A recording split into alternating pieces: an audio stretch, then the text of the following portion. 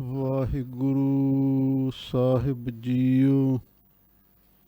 ਸਗਲ ਦੁਆਰ ਕਉ ਛਾੜ ਕੈ, ਗਹਿਓ ਤੁਹਾਰੋ ਦੁਆਰ। ਬਾਹੇ ਗਹੇ ਕੀ ਲਾਜ ਆਸ, ਗੋਬਿੰਦ ਦਾਸ ਤੁਹਾਰ। ਬੇਸ਼ੁਮਾਰ ਅਥਹ ਅਗਨਤ ਅਤੁਲੈ, ਜਿਉ ਬੁਲਾਵਹੁ ਤਿਉ ਨਾਨਕ ਦਾਸ ਬੋਲੇ। ਸਤਨਾਮ ਸ੍ਰੀ ਵਾਹਿਗੁਰੂ ਸਾਹਿਬ ਜੀਓ। ਕਬੀਰ ਗਹਿ ਗਚ ਭਰਿਓ ਕੁਟੰਬ ਕੈ, ਕਾਂਠੇ ਰਹਿ ਗਇਓ ਰਾਮ। ਆਏ ਪਰੇ ਧਰਮ ਰਾਏ ਕੇ, ਬੀਚਹਿ ਧੂਮਾ ਧਾਮ। ਕਬੀਰ ਸਾਕਤ ਤੇ ਫੂਕਰ ਭਲਾ, ਰਾਖੈ ਆਛਾ ਗਾਓ। ਉਹ ਸਾਕਤ ਬਪੁਰਾ ਮਰ ਗਿਆ, ਕੋਇ ਨਾ ਲੈਹੈ ਨਾਉ। ਕਬੀਰ ਗਹਿ ਗਚ ਭਰਿਓ ਕੁਟੰਬ ਕੈ, ਕਾਂਠੇ ਰਹਿ ਗਇਓ ਰਾਮ। ਵਾਹਿਗੁਰੂ ਜੀ ਕਾ ਖਾਲਸਾ, ਵਾਹਿਗੁਰੂ ਜੀ ਕੀ ਫਤਿਹ।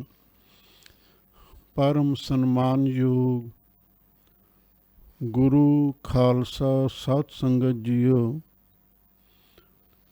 ਆਪ ਸੰਗਤਾਂ ਸਤਿਗੁਰੂ ਦੀ ਅੰਮ੍ਰਿਤਮਈ ਬਾਣੀ ਦੀ ਕਥਾ ਵਿਚਾਰ ਸਰਵਣ ਕਰ ਰਹੇ ਹੋ। ਸ਼੍ਰੋਮਣੀ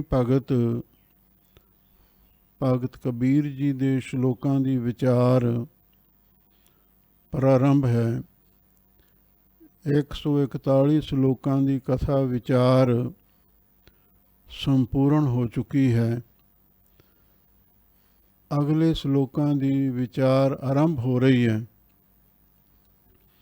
ਆਪ ਸੰਗਤਾਂ ਸ਼ਰਧਾ ਭਾਵਨਾ ਪ੍ਰੇਮ ਦੇ ਨਾਲ ਸਰਵਣ ਕਰੋ ਤੇ ਇੱਕ ਵਾਰ ਪਿਆਰ ਦੇ ਨਾਲ ਆਖੋ, ਸਤਨਾਮ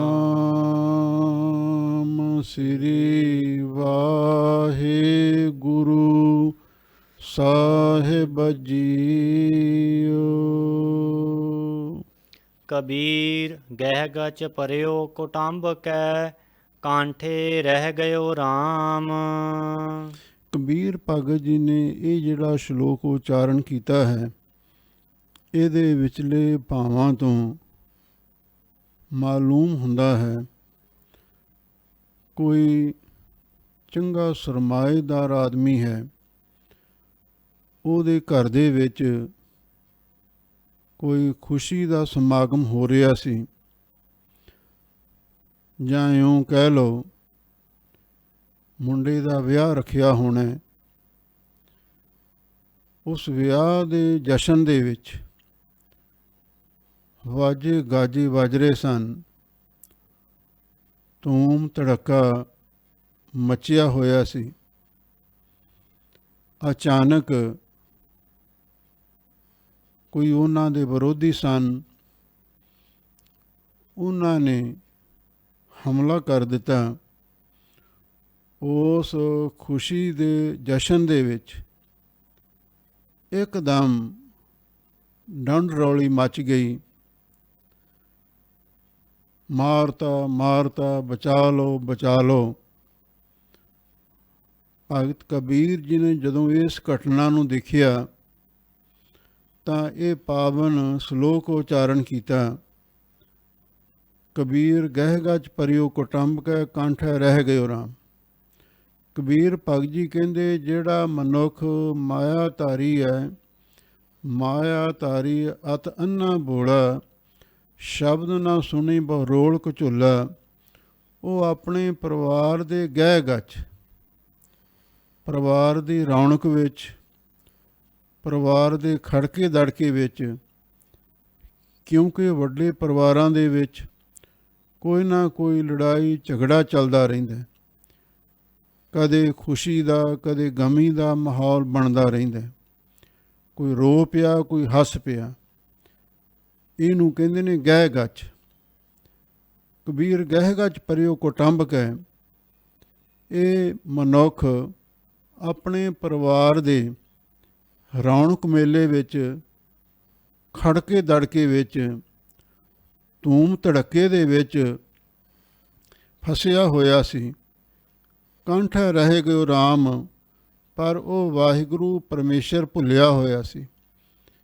ਕੰਠ ਹੈ ਤੋਂ ਭਾਵ ਹੈ ਕੰਢੇ 'ਤੇ ਰਹਿ ਗਿਆ, ਰੱਬ ਨੂੰ ਭੁੱਲ ਚੁੱਕੇ ਸਨ। ਉਹ ਵਾਹਿਗੁਰੂ ਪਰਮੇਸ਼ਰ ਲਾਂਭੇ ਕਰ ਦਿੱਤਾ, ਕਿਨਾਰੇ ਕਰ ਦਿੱਤਾ। ਬਸ ਆਪਣੇ ਖੁਸ਼ੀ ਦੇ ਮਾਹੌਲ ਦੇ ਵਿੱਚ ਲੋਕ ਭੁੱਲੇ ਹੋਏ ਸਨ ਰੱਬ ਨੂੰ। ਪਰ ਹੁਣ ਭਾਣਾ ਕੀ ਵਰਤਿਆ, ਅੱਗੇ ਫਰਮਾਉਂਦੇ ਹਨ। ਆਏ ਪਰੇ ਧਰਮ ਰਾਏ ਕੇ, ਬੀਚਹਿ ਧੂਮਾ ਧਾਮ। ਭਗਤ ਕਬੀਰ ਜੀ ਫਰਮਾਉਂਦੇ ਨੇ, ਜਿਹੜੇ ਧਰਮਰਾਜ ਦੇ ਜਮਦੂਤ ਸਨ, ਉਹਨਾਂ ਨੇ ਅਚਾਨਕ ਆ ਕੇ ਹਮਲਾ ਕਰ ਦਿੱਤਾ। ਬੀਚਹਿ ਧੂਮਾ ਧਾਮ, ਜਿਹੜੀ ਘਰ ਦੇ ਵਿੱਚ ਖੁਸ਼ੀ ਦੇ ਜਸ਼ਨ ਮਨਾਏ ਜਾ ਰਹੇ ਸਨ, ਵਾਜੇ ਗਾਜੇ ਵੱਜ ਰਹੇ ਸਨ, ਉਸ ਧੂਮ ਧੜੱਕੇ ਦੇ ਵਿੱਚ ਹੀ ਆ ਕੇ ਉਹਨਾਂ ਨੇ ਧੁੰਮ ਮਚਾ ਦਿੱਤੀ। ਗੋਲੀਆਂ ਦਾ ਮੀਂਹ ਵਰਾ ਦਿੱਤਾ, ਕਈ ਮਾਰ ਦਿੱਤੇ, ਕਈ ਜ਼ਖਮੀ ਕਰ ਦਿੱਤੇ। ਇਸ ਤਰ੍ਹਾਂ ਦੀ ਉਹਨਾਂ ਦੀ ਹਾਲਤ ਹੋਈ। ਆਪਾਂ ਹੁਣ ਵੀ ਕਈ ਵਾਰੀ ਅਜਿਹੀਆਂ ਖਬਰਾਂ ਸੁਣਦੇ ਹਾਂ ਵੀ ਵਿਆਹ ਦੇ ਸਮੇਂ ਕੋਈ ਨਾ ਕੋਈ ਐਕਸੀਡੈਂਟ, ਕੋਈ ਨਾ ਕੋਈ ਖੁਸ਼ੀ ਦੇ ਵਿੱਚ ਰੰਗ ਵਿੱਚ ਭੰਗ ਪੈ ਜਾਂਦਾ ਹੈ। ਇਸ ਤਰ੍ਹਾਂ ਦਾ ਕੋਈ ਕੌਤਕ ਵਰਤਿਆ ਸੀ। ਉਸ ਨੂੰ ਮੱਦੇ ਨਜ਼ਰ ਰੱਖਦਿਆਂ ਹੋਇਆਂ ਭਗਤ ਜੀ ਨੇ ਸ਼ਲੋਕ ਉਚਾਰਨ ਕੀਤਾ ਹੈ, ਜਦੋਂ ਆਦਮੀ ਪਰਮੇਸ਼ਰ ਨੂੰ ਭੁੱਲ ਜਾਂਦਾ ਹੈ, ਮਾਇਆ ਦੇ ਰੰਗਾਂ ਦੇ ਵਿੱਚ ਮਸਤ ਹੋ ਜਾਂਦਾ ਹੈ, ਫਿਰ ਪਤਾ ਨਹੀਂ ਲੱਗਦਾ ਕਦੋਂ ਧਰਮਰਾਜ ਦੇ ਜਮਦੂਤ ਆ ਕੇ ਹਮਲਾ ਕਰ ਦਿੰਦੇ ਹਨ। ਕਹੋ ਕਬੀਰ ਤਬ ਹੀ ਨਰ ਜਾਗੈ, ਜਮ ਕਾ ਡੰਡ ਮੂੰਡ ਮੈਂ ਲਾਗੈ।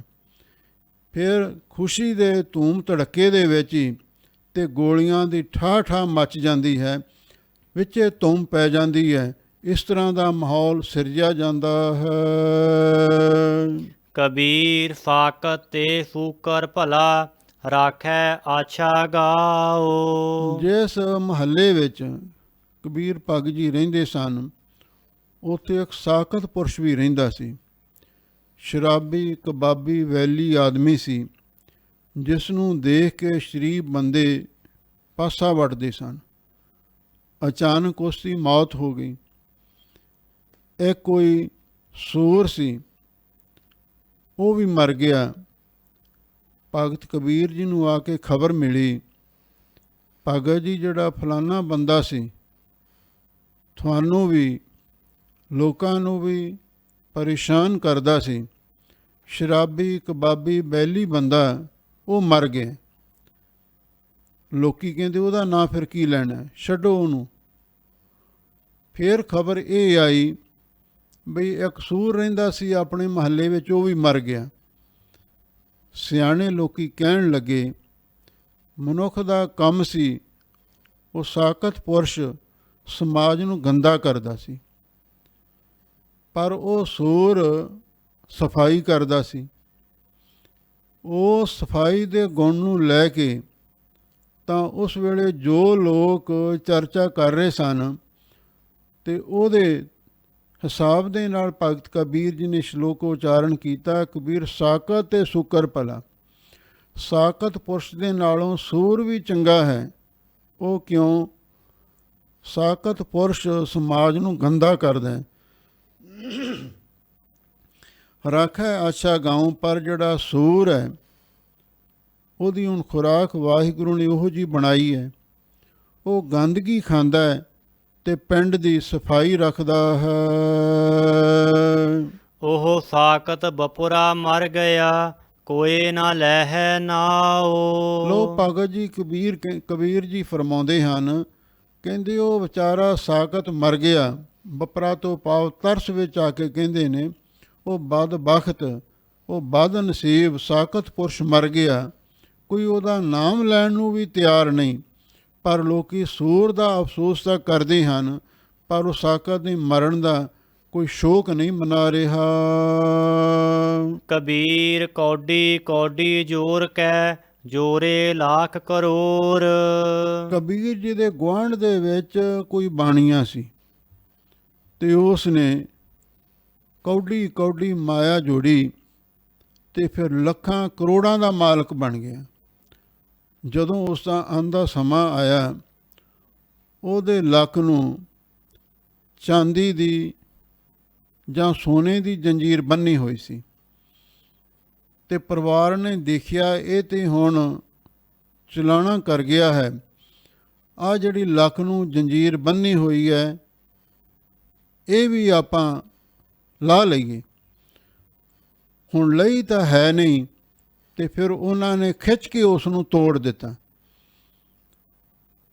ਦੁਨੀਆ ਵਿੱਚ ਕਈ ਇਹੋ ਜਿਹੀਆਂ ਗੱਲਾਂ ਸੁਣਨ ਤੇ ਦੇਖਣ ਨੂੰ ਮਿਲਦੀਆਂ ਨੇ। ਕਿਸੇ ਗੁਰਮੁਖ ਪਿਆਰੇ ਨੇ ਘਟਨਾ ਸੁਣਾਈ। ਉਹ ਸ਼੍ਰੀ ਹੇਮਕੁੰਟ ਸਾਹਿਬ ਦੀ ਯਾਤਰਾ ਲਈ ਗਿਆ ਹੋਇਆ ਸੀ। ਰਸਤੇ ਵਿੱਚ ਰਾਜਸਥਾਨੀ ਲੋਕ ਕੇਦਾਰਨਾਥ ਦੀ ਯਾਤਰਾ ਕਰਕੇ ਵਾਪਸ ਪਰਤ ਰਹੇ ਸਨ। ਇੱਕ ਬੱਸ 'ਤੇ ਸਵਾਰ ਸਨ।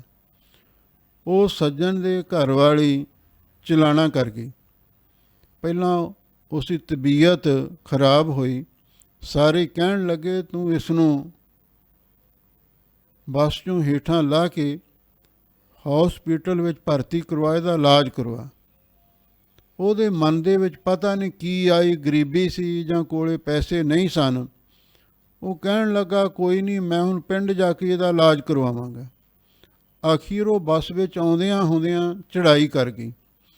ਫਿਰ ਉਹ ਕਹਿਣ ਲੱਗੇ, ਭਲਿਆ ਲੋਕਾਂ, ਹੁਣ ਇਹ ਚੜ੍ਹਾਈ ਕਰ ਗਈ ਹੈ, ਤੇ ਹੁਣ ਇਹਨੂੰ ਤੂੰ ਕੋਈ ਕਿਰਾਏ 'ਤੇ ਟੈਕਸੀ ਕਰਾ, ਤੇ ਇਹਨੂੰ ਆਪਣੇ ਪਿੰਡ ਲਿਜਾ, ਉੱਥੇ ਸੰਸਕਾਰ ਕਰ ਦੇਵੀਂ। ਕਹਿੰਦਾ, ਨਹੀਂ, ਮੈਂ ਇੰਨਾ ਖਰਚ ਨਹੀਂ ਕਰ ਸਕਦਾ।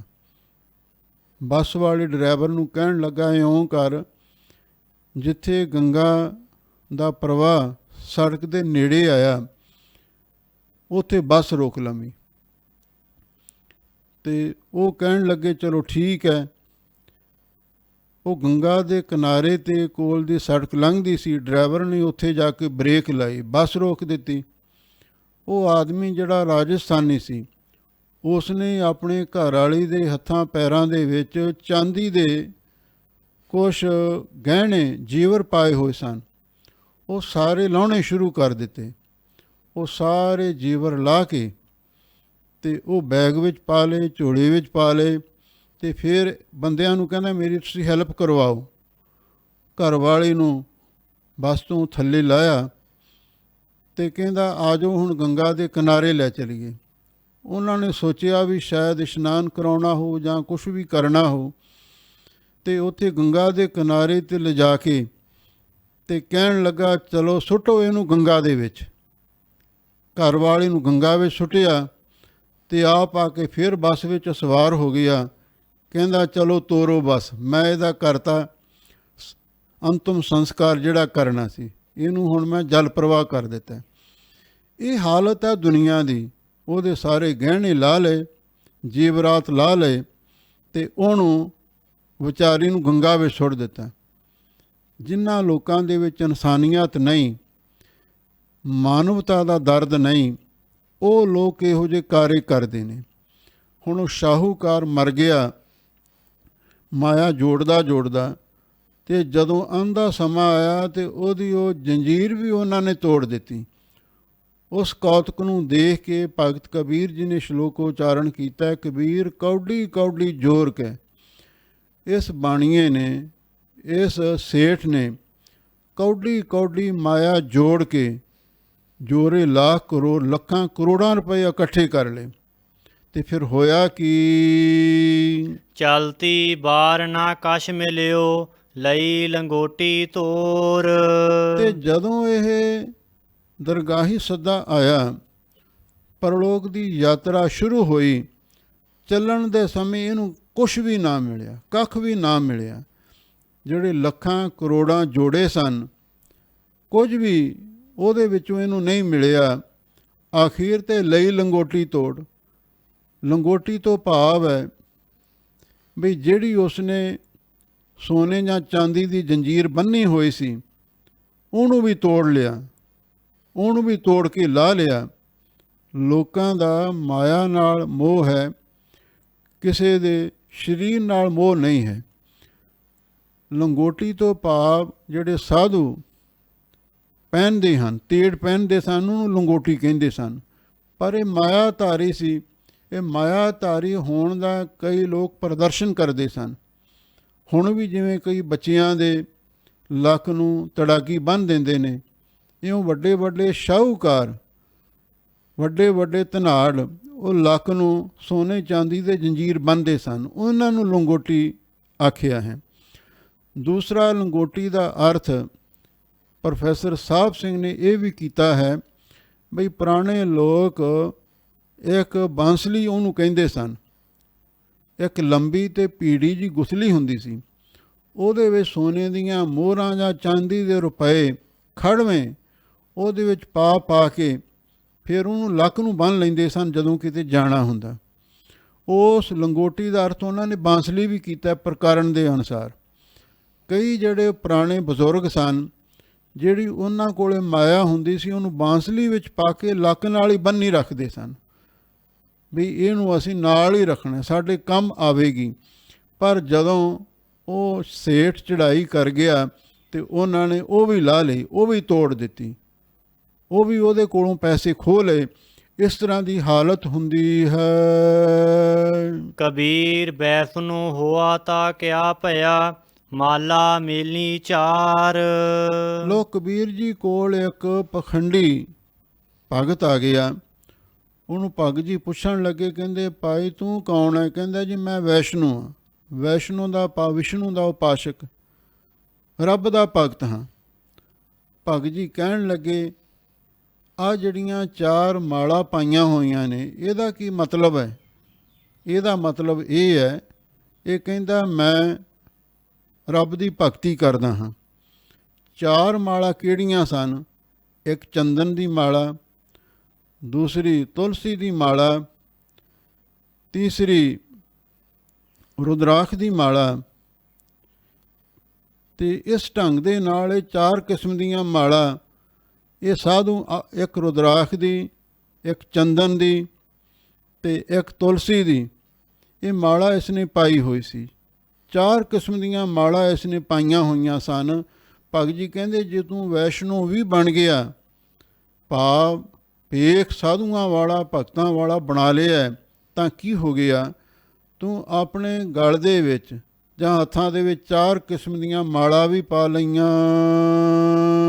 ਬਾਹਰ ਕੰਚਨ ਬਾਰਹਾ, ਭੀਤਰ ਭਰੀ ਭੰਗਾਰ। ਬਾਹਰੋਂ ਜਿਹੜਾ ਤੇਰਾ ਲਿਬਾਸ ਹੈ ਉਹ ਤੇ ਬੜਾ ਸੋਹਣਾ ਹੈ, ਜਿਵੇਂ 12 ਵੰਨੀ ਦਾ ਸ਼ੁੱਧ ਸੋਨਾ ਹੋਵੇ। ਭੀਤਰ ਭਰੀ ਭੰਗਾਰ, ਪਰ ਤੇਰੇ ਅੰਦਰ ਤਾਂ ਵਿਸ਼ਿਆਂ ਦੀ, ਵਿਕਾਰਾਂ ਦੀ, ਪਾਪਾਂ ਦੀ, ਭੰਗਾਰ ਦਾ ਅਰਥ ਹੈ ਲਾਖ ਭਰੀ ਹੋਈ ਹੈ। ਤੇਰੇ ਅੰਦਰ ਤਾਂ ਮਾਇਆ ਦੀ ਭੁੱਖ ਹੈ ਤੇ ਬਾਹਰੋਂ ਤੂੰ ਭਗਤ ਬਣਿਆ ਫਿਰਦਾ ਹੈ। ਕਬੀਰ ਰੋੜਾ ਹੋਏ ਰਹੋ ਬਾਟ ਕਾ, ਤਜ ਮਨ ਕਾ ਅਭਿਮਾਨ। ਲਓ ਕੋਈ ਪ੍ਰੇਮੀ ਆਇਆ, ਉਹ ਆ ਕੇ ਕਹਿਣ ਲੱਗਾ, ਭਗਤ ਜੀ ਮੈਨੂੰ ਦੱਸੋ ਰੱਬ ਦਾ ਭਗਤ ਕਿਵੇਂ ਬਣਿਆ ਜਾ ਸਕਦਾ ਹੈ? ਜਨ ਦਾ ਆਖਰੀ ਅਰਥ ਹੁੰਦਾ ਦਾਸ। ਸੰਤ ਭਗਤ ਪਰਮੇਸ਼ਰ ਦੇ ਦਾਸ ਹੁੰਦੇ ਨੇ। ਕਲਗੀਧਰ ਪਾਤਸ਼ਾਹ ਨੇ ਵੀ ਫਰਮਾਇਆ, ਮੈਂ ਹੂੰ ਪਰਮ ਪੁਰਖ ਕੋ ਦਾਸਾ, ਦੇਖਣ ਆਇਓ ਜਗਤ ਤਮਾਸ਼ਾ। ਜਨ ਦਾ ਅਰਥ ਦਾਸ ਹੈ। ਤਾਂ ਭਗਤ ਜੀ 4 ਸਟੇਜਾਂ ਦਾ ਵਰਣਨ ਕਰਦੇ ਨੇ। ਕੀ ਕਹਿੰਦੇ ਨੇ? ਕਬੀਰ ਰੋੜਾ ਹੋਏ ਰਹੋ ਬਾਠਕਾ। ਕਬੀਰ ਭਗਤ ਜੀ ਕਹਿੰਦੇ ਐ ਗੁਰਮੁਖਾ ਨਾ, ਫਿਰ ਰਸਤੇ ਦਾ ਰੋੜਾ ਬਣ ਜਾ। ਬਾਠ ਰਸਤੇ ਨੂੰ ਕਹਿੰਦੇ ਨੇ। ਰਸਤੇ ਦਾ ਰੋੜਾ ਬਣ ਜਾ। ਤਜ ਮਨ ਕਾ ਅਭਿਮਾਨ, ਤੇ ਮਨ ਦਾ ਐਸਾ ਕੋਈ ਦਾਸ ਹੋਏ, ਤਾਹੇ ਮਿਲੈ ਭਗਵਾਨ। ਜੇ ਕੋਈ ਐਸਾ ਦਾਸ ਬਣ ਜਾਵੇ, ਹੰਕਾਰ ਛੱਡ ਕੇ ਰਸਤੇ ਦਾ ਰੋੜਾ ਬਣ ਜਾਵੇ, ਤਾਂ ਹੀ ਮਿਲਿਆ ਭਗਵਾਨ, ਫਿਰ ਉਹਨੂੰ ਵਾਹਿਗੁਰੂ ਪਰਮੇਸ਼ਰ ਮਿਲ ਜਾਂਦਾ। ਪਰ ਹੁਣ ਭਗਤ ਜੀ ਨੇ ਜਦੋਂ ਇਹ ਗੱਲ ਆਖੀ ਤਾਂ ਰੋੜੇ ਵਿੱਚ ਕੋਈ ਨੁਕਸ ਦਿਖਾਈ ਦਿੱਤਾ। ਫਿਰ ਅਗਲਾ ਸ਼ਲੋਕ ਉਚਾਰਨ ਕੀਤਾ। ਤਾ ਕਿਆ ਭਇਆ ਪੰਥੀ ਕੋ ਦੁਖ ਦੇ। ਲੋ ਭਗਤ ਜੀ ਕਹਿੰਦੇ ਨੇ ਜੇ ਭਾਈ ਰੋੜਾ ਵੀ ਬਣ ਗਿਆ ਤਾਂ ਕੀ ਹੋਇਆ, ਕੀ ਖਟਿਆ? ਕੋਈ ਪੰਥੀ ਕੋ ਦੁੱਖ ਦੇ। ਜਿਹੜਾ ਰਾਸਤੇ ਦਾ ਰੋੜਾ ਬਣਦਾ ਹੈ ਉਹ ਆਏ ਗਏ ਰਾਹੀ ਨੂੰ ਦੁੱਖ ਦਿੰਦਾ, ਕਿਸੇ ਦੇ ਪੈਰ ਠੁੱਡਾ ਮਾਰ ਕੇ ਉਹਦਾ ਰੋੜਦਾ। ਆਉਣ ਜਾਣ ਵਾਲੇ ਰਾਹੀਆਂ ਨੂੰ ਉਹ ਜਿਹੜਾ ਰਾਸਤੇ ਦਾ ਰੋੜਾ ਹੈ ਉਹ ਤਕਲੀਫ ਦਿੰਦਾ ਹੈ। ਐਸਾ ਤੇਰਾ ਦਾਸ ਹੈ ਜਿਉ ਧਰਣੀ ਮਹਿ ਖੇਹ। ਅਸਲੀ ਤੇਰਾ ਦਾਸ ਇਹੋ ਜਿਹਾ ਹੋਣਾ ਚਾਹੀਦਾ ਹੈ ਜਿਉਂ ਧਰਣੀ ਮਹਿ ਖੇਹ। ਜਿਵੇਂ ਧਰਤੀ ਦੇ ਵਿੱਚ ਖੇਹ ਹੁੰਦੀ ਹੈ, ਧੂੜ ਹੁੰਦੀ ਹੈ, ਇਉਂ ਧਰਤੀ ਦੀ ਧੂੜ ਬਣ ਜਾਣਾ ਚਾਹੀਦਾ। ਰੋੜਾ ਸਖਤ ਹੁੰਦਾ ਹੈ, ਠੇਡੇ ਮਾਰਦਾ ਹੈ, ਤਕਲੀਫ ਦਿੰਦਾ ਹੈ, ਪਰ ਜਿਹੜੀ ਧੂੜ ਹੁੰਦੀ ਹੈ ਉਹ ਬੜੀ ਮੁਲਾਇਮ ਹੁੰਦੀ ਹੈ, ਬੜੀ ਦੀ ਜਾਂਦਾ, ਉਹਨੂੰ ਚੋਟ ਨਹੀਂ ਪਹੁੰਚਾਉਂਦੀ। ਇਸੇ ਲਈ ਭਗਤ ਜੀ ਕਹਿੰਦੇ ਨੇ ਜੇ ਰੱਬ ਦੇ ਦਾਸ ਬਣਨਾ ਪਹਿਲੀ ਸਟੇਜ ਇਹ ਹੈ, ਮੇਰ ਤੇਰ ਛੱਡ ਕੇ ਰਸਤੇ ਦਾ ਰੋੜਾ ਬਣ ਜਾਓ। ਆਪਣੇ ਡੇਰਿਆਂ ਦੀ, ਘਰਾਂ ਦੀ ਮੇਰ ਨਾਲ ਦਾ ਰੋੜਾ ਬਣ ਜਾਵੋ ਤੇ ਇਹੋ ਜਿਹੇ ਦਾਸ ਬਣੋ ਤਾਂ ਪਰਮੇਸ਼ਰ ਮਿਲੇਗਾ। ਜੇ ਰੋੜਾ ਵੀ ਬਣ ਗਿਆ, ਰਾਹੀਆਂ ਨੂੰ ਦੁੱਖ ਦੇਣ ਲੱਗ ਪਿਆ, ਤੇ ਫਿਰ ਇਹਦੇ ਨਾਲ ਵੀ ਪਰਮੇਸ਼ਰ ਦੀ ਪ੍ਰਾਪਤੀ ਨਹੀਂ ਹੋਣੀ। ਫਿਰ ਕਹਿੰਦੇ ਨੇ ਜਿਵੇਂ ਧਰਤੀ ਵਿੱਚ ਖੇਹ ਹੁੰਦੀ ਹੈ, ਬਾਰੀਕ ਧੂੜ ਹੁੰਦੀ ਹੈ, ਉਹ ਬਣ ਜਾਓ। ਭਾਵ ਆਪਣੇ ਜੀਵਨ ਨੂੰ ਖੇਹ ਵਰਗਾ ਕੋਮਲ ਤੇ ਬੜਾ ਮੁਲਾਇਮ ਬਣਾ ਲੈਣਾ ਚਾਹੀਦਾ ਹੈ। ਕਬੀਰ ਖੇਹ ਹੋਈ ਤੋ ਕਿਆ ਭਇਆ ਜੋ ਉੱਡ ਲਾਗੈ ਅੰਗ। ਫਿਰ ਭਗਤ ਜੀ ਨੇ ਵਿਚਾਰ ਕੀਤੀ, ਜਦੋਂ ਖੇਹ ਨੂੰ ਧਿਆਨ ਦੇ ਨਾਲ ਦੇਖਿਆ ਉਹਦੇ ਵਿੱਚ ਵੀ ਨੁਕਸ ਦਿਖਾਈ ਦਿੱਤਾ। ਉਹ ਨੁਕਸ ਕੀ ਸੀ? ਕਬੀਰ ਭਗਤ ਜੀ ਕਹਿਣ ਲੱਗੇ ਜੇ ਖੇਹ ਵੀ ਹੋ ਗਈ ਤਾਂ ਕੀ ਹੋਇਆ? ਜੇ ਮਿੱਟੀ ਦੀ ਧੂੜ ਵੀ ਬਣ ਗਏ, ਕਈ ਕਹਿਣ ਨੂੰ ਕਹਿੰਦੇ ਅਸੀਂ ਤੇ ਤੁਹਾਡੇ ਜੀ ਚਰਨਾਂ ਦੀ ਧੂੜ ਹਾਂ, ਅਸੀਂ ਤਾਂ ਤੁਹਾਡੇ ਦਰ ਦੇ ਝਾੜੂ ਬਰਦਾਰ ਹਾਂ। ਇਹੋ ਜਿਹੀਆਂ ਗੱਲਾਂ ਕਹਿਣ ਮਾਤਰ ਹੁੰਦੀਆਂ ਨੇ। ਪਰ ਭਗਤ ਜੀ ਕਹਿੰਦੇ ਨੇ ਜੇ ਖੇਹ ਵੀ ਹੋ ਗਈ, ਖੇਹ ਵੀ ਬਣ ਗਿਆ ਤਾਂ ਕੀ ਹੋਇਆ? ਕੁਝ ਵੀ ਹਾਸਲ ਨਾ ਹੋਇਆ। ਕਿਉਂ? ਜਦੋਂ ਕੋਈ ਰਾਹੀ ਪਾਂਧੀ ਕੱਚੇ ਰਾਹ ਵਿੱਚੋਂ ਦੀ ਲੰਘਦਾ ਹੈ, ਉਹੀ ਧੂੜ ਜਿਹੜੀ ਹੇਠਾਂ ਧਰਤੀ 'ਤੇ ਵਿਛੀ ਹੁੰਦੀ ਹੈ ਉੱਡ ਉੱਡ ਕੇ ਅੰਗਾਂ ਨੂੰ ਲੱਗਦੀ ਹੈ, ਪੈਰਾਂ ਗੰਦਾ ਕਰ ਦਿੰਦੀ ਹੈ, ਬਸਤਰ ਵੀ ਗੰਦੇ ਕਰ ਦਿੰਦੀ ਹੈ। ਹਰ ਜਨ ਐਸਾ ਚਾਹੀਐ ਜਿਉ ਪਾਨੀ ਸਰਬੰਗ। ਲੋ ਭਗਤ ਜੀ ਕਹਿੰਦੇ ਨੇ ਵਾਹਿਗੁਰੂ ਦੇ ਜਨ ਨੂੰ ਇਹ ਕਰਨਾ ਚਾਹੀਦਾ। ਵਾਹਿਗੁਰੂ ਦਾ ਜਨ ਇਹੋ ਜਿਹਾ ਹੋਣਾ ਚਾਹੀਦਾ ਜਿਉਂ ਪਾਨੀ ਸਰਬੰਗ। ਜਿਵੇਂ ਪਾਣੀ ਸਰਬੰਗ, ਸਰਵ ਪ੍ਰਕਾਰ ਪਾਣੀ ਹੁੰਦਾ। ਪਾਣੀ ਵਿੱਚ 3 ਗੁਣ ਮੰਨੇ ਨੇ। ਇੱਕ ਤਾਂ ਪਾਣੀ ਦਾ ਸੁਭਾਅ ਹੁੰਦਾ ਹੈ, ਉਹ ਨਿਰਮਲ ਹੁੰਦਾ। ਦੂਸਰਾ ਪਾਣੀ ਦਾ ਸੁਭਾਅ ਉਹ ਸ਼ਾਂਤ ਹੁੰਦਾ। ਤੀਜਾ ਪਾਣੀ ਦਾ ਸੁਭਾਅ ਇਹ ਹੈ ਉਹ ਪਿਆਸ ਬੁਝਾਉਂਦਾ। ਲੋ ਭਗਤ ਜੀ ਕਹਿੰਦੇ ਨੇ ਵੀ ਜਿਵੇਂ ਪਾਣੀ ਦਾ ਸੁਭਾਅ ਹੁੰਦਾ ਨਾ, ਸਰਵ ਪ੍ਰਕਾਰ ਪਾਣੀ ਵਾਂਗ ਬਣ ਜਾਵੇ, ਨਿਰਮਲ, ਸੀਤਲ, ਸ਼ੁੱਧ ਪ੍ਰਾਣੀ। ਇਹ ਪਾਣੀ ਦੇ ਗੁਣ ਧਾਰਨ ਕਰ ਲਵੇ ਤੇ ਪਾਣੀ ਵਾਂਗੂ ਸ਼ਾਂਤ ਚਿੱਤ ਰਵੇ, ਪਾਣੀ ਵਾਂਗੂ ਨਿਰਮਲ ਰਵੇ ਤੇ ਪਾਣੀ ਵਾਂਗੂ ਆਪਣੇ ਜੀਵਨ ਨੂੰ ਪਵਿੱਤਰ ਕਰ ਲਵੇ। ਕਬੀਰ ਪਾਨੀ ਹੁਆ ਤਾ ਕਿਆ ਭਇਆ ਸੀਰਾ ਤਾਤਾ ਹੋਏ। ਫਿਰ ਜਦੋਂ ਡੂੰਘੀ ਵਿਚਾਰ ਕੀਤੀ ਭਗਤ ਜੀ ਨੂੰ ਪਾਣੀ ਵਿੱਚ ਵੀ ਨੁਕਸ ਦਿਖਾਈ ਦਿੱਤਾ। ਫਿਰ ਇਹ ਚੌਥਾ ਸ਼ਲੋਕ ਉਚਾਰਨ ਕੀਤਾ। ਕਹਿਣ ਲੱਗੇ ਜੇ ਪਾਣੀ ਵੀ ਹੋ ਗਿਆ ਤਾਂ ਕੀ ਹੋਇਆ? ਭਾਵ ਇਹਦੇ ਨਾਲ ਵੀ ਵਾਹਿਗੁਰੂ ਦੀ ਪ੍ਰਾਪਤੀ ਨਾ ਹੋਈ। ਕਿਉਂ? ਪਾਣੀ ਦਾ ਸੁਭਾਅ ਹੁੰਦਾ ਮੌਸਮ ਦੇ ਹਿਸਾਬ ਦੇ ਨਾਲ ਸੀਰਾ ਤਾਤਾ ਹੋਏ। ਸੀਰਾ ਦਾ ਅਰਥ ਠੰਡਾ ਤੇ ਕਦੇ ਤੱਤਾ ਹੋ ਜਾਂਦਾ। ਇਹ ਪਾਣੀ ਦਾ ਸੁਭਾਅ ਹੁੰਦਾ, ਸਰਦੀ ਨੂੰ ਠੰਡਾ ਹੋ ਜਾਂਦਾ ਤੇ ਗਰਮੀ ਨੂੰ ਧੁੱਪ ਦੇ ਨਾਲ ਗਰਮ ਹੋ ਜਾਂਦਾ। ਇਹ ਪਾਣੀ ਵਿੱਚ ਨੁਕਸ ਹੈ। ਹਰ ਜਨ ਐਸਾ ਚਾਹੀਐ ਜੈਸਾ ਹਰਿ ਹੀ ਹੋਏ। ਉਹ ਮੁੱਕਦੀ ਗੱਲ ਭਗਤ ਜੀ ਕਹਿੰਦੇ ਵਾਹਿਗੁਰੂ ਦਾ ਦਾਸ ਇਹੋ ਜਿਹਾ ਹੋਣਾ ਚਾਹੀਦਾ ਹੈ ਜਿਵੇਂ ਵਾਹਿਗੁਰੂ ਪਰਮੇਸ਼ਰ ਹੁੰਦਾ ਹੈ। ਹਰ ਹਰ ਜਨ ਦੋਈ ਏਕ ਹੈ, ਬਿਬ ਵਿਚਾਰ ਕਛ ਨਾਹੀਂ, ਜਲ ਤੇ ਉਪਜ ਤਰੰਗ ਜਿਉ ਜਲ ਹੀ ਵਿਖੈ ਸਮਾਏ। ਜੇ ਰੋੜਾ ਬਣ ਗਿਆ ਤਾਂ ਵੀ ਘਾਟ ਰਹਿਣੀ ਹੈ, ਖੇਹ ਬਣ ਗਿਆ ਤਾਂ ਵੀ ਕੋਈ ਨਾ ਕੋਈ ਨੁਕਸ ਰਹਿਣਾ ਹੈ, ਅਤੇ ਜੇ ਪਾਣੀ ਵੀ ਬਣ ਗਿਆ ਮਾਹੌਲ ਦੇ ਹਿਸਾਬ ਦੇ ਨਾਲ ਕਦੀ ਸੁਭਾਅ ਦੇ ਵਿੱਚ ਤਲਖੀ ਆਵੇਗੀ ਅਤੇ ਕਦੀ ਮਨ ਠੰਡਾ ਹੋ ਜਾਵੇਗਾ। ਇਸ ਤਰ੍ਹਾਂ ਦੇ ਹਾਲਤ ਵਿੱਚ ਹੀ ਰਹਿਣਾ ਪਵੇਗਾ। ਖੁਸ਼ੀ ਗਮੀ ਗਰਮੀ ਸਰਦੀ ਚੱਲਣੀ ਪਵੇਗੀ। ਇਸ ਲਈ ਇਹਨਾਂ ਸਾਰੀਆਂ ਚੀਜ਼ਾਂ ਤੋਂ ਉੱਪਰ ਉੱਠ ਕੇ ਵਾਹਿਗੁਰੂ ਦਾ ਦਾਸ ਵਾਹਿਗੁਰੂ ਵਿੱਚ ਹੀ ਅਭੇਦ ਹੋ ਜਾਵੇ ਅਤੇ ਫਿਰ ਉੱਥੇ ਜਾ ਕੇ ਅਸਲੀ ਜਨ ਦੀ ਮੰਜ਼ਿਲ ਪ੍ਰਾਪਤ ਹੁੰਦੀ ਹੈ। ਹਰ ਕਾ ਸੇਵਕ ਸੋ ਹਰ ਜੀਹਾ, ਭੇਦ ਨਾ ਜਾਣੋ ਮਾਨਸ ਦੇਹਾ। ਜਿਨ ਹਰ ਜਪਿਆ ਸੀ ਹਰ ਹੋਏ, ਹਰ ਮਿਲਿਆ ਕੇਲ ਕੇ ਲਾਲੇ। ਜਿਵੇਂ ਪਾਣੀ ਵਿੱਚ ਪਾਣੀ ਰਲ ਜਾਂਦਾ ਹੈ, ਵਾਹਿਗੁਰੂ ਦੇ ਪਿਆਰੇ ਵਾਹਿਗੁਰੂ ਵਿੱਚ ਅਭੇਦ ਹੋ ਜਾਣ। ਜਿਵੇਂ ਕੋਈ ਨਦੀ ਸਮੁੰਦਰ ਵਿੱਚ ਰਲ ਜਾਂਦੀ, ਸਮੁੰਦਰ ਦਾ ਰੂਪ ਹੁੰਦੀ ਹੈ, ਇਸੇ ਤਰ੍ਹਾਂ ਵਾਹਿਗੁਰੂ ਦਾ ਦਾਸ ਵੱਖਰਾ ਨਹੀਂ ਰਹਿਣਾ ਚਾਹੀਦਾ, ਪਰਮੇਸ਼ਰ ਦੇ ਵਿੱਚ ਅਭੇਦ ਹੋ ਜਾਵੇ। ਊਚ ਭਵਨ ਕਨ ਕਾਮਨੀ, ਸਿਖਰ ਤਜਾ ਫਹਿਰਾਏ। ਲੋ ਭਗਤ ਜੀ ਦੇ ਇੱਕ ਪਾਸੇ ਅਮੀਰੀ ਹੈ, ਦੂਜੇ ਪਾਸੇ ਫਕੀਰੀ ਹੈ। ਪਹਿਲਾਂ ਅਮੀਰੀ ਦਾ ਜ਼ਿਕਰ ਕਰਦੇ ਨੇ। ਊਚ ਭਵਨ, ਉੱਚੇ ਉੱਚੇ ਮਹਿਲ ਮਾੜੀਆਂ ਮਾਇਆ ਤਾਰੀ ਉਸਾਰ ਲੈਂਦੇ ਨੇ। ਕਨ ਕਾਮਨੀ, ਇਹ ਕਨਕ ਕਾਮਨੀ ਤੋਂ ਕੱਕਾ ਸਾਂਝਾ ਵਰਤਿਆ ਗਿਆ ਹੈ। ਕਨਕ ਕਾਮਨੀ ਤੋਂ ਭਾਵ ਹੈ ਸੋਨਾ ਅਤੇ ਕਾਮਣੀ ਇਸਤਰੀ। ਭਾਵ ਜੜ ਚੇਤਨ ਮਾਇਆ ਦੇ ਦੋ ਰੂਪ ਨੇ। ਉੱਚੇ ਉੱਚੇ ਭਵਨ ਮਹਿਲ ਉਸਾਰ ਲਏ, ਸੋਨਾ ਅਤੇ ਇਸਤਰੀ ਉਹ ਵੀ ਪ੍ਰਾਪਤ ਕਰ ਲਈ।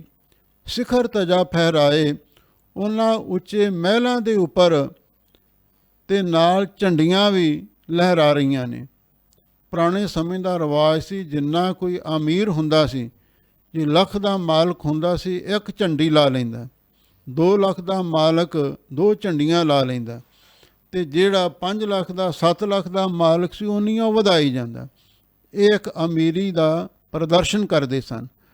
ਲੋ ਭਗਤ ਜੀ ਕਹਿੰਦੇ ਨੇ ਵੀ ਉੱਚੇ ਮਹਿਲ ਵੀ ਬਣਾ ਲਏ ਅਤੇ ਜੜ ਚੇਤਨ ਮਾਇਆ ਵੀ ਹਾਸਲ ਕਰ ਲਈ, ਅਤੇ ਆਪਣੇ ਘਰ ਦੇ ਸ਼ਿਖਰ ਦੇ ਉੱਤੇ ਮਮਟੀਆਂ ਬਣਾ ਲਈਆਂ, ਉਹਨਾਂ 'ਤੇ ਝੰਡੀਆਂ ਝੁਲਾ ਦਿੱਤੀਆਂ। ਤਾਤੇ ਭਲੀ ਮਧੂਕਰੀ, ਸੰਤ ਸੰਗ ਗੁਣ ਗਾਏ। ਪਰ ਭਗਤ ਜੀ ਕਹਿੰਦੇ ਇਹੋ ਜਿਹੀ ਅਮੀਰੀ ਨਾਲੋਂ ਵੀ ਜਿਹੜੀ ਗਰੀਬੀ ਚੰਗੀ ਹੈ, ਫਕੀਰੀ ਚੰਗੀ ਹੈ।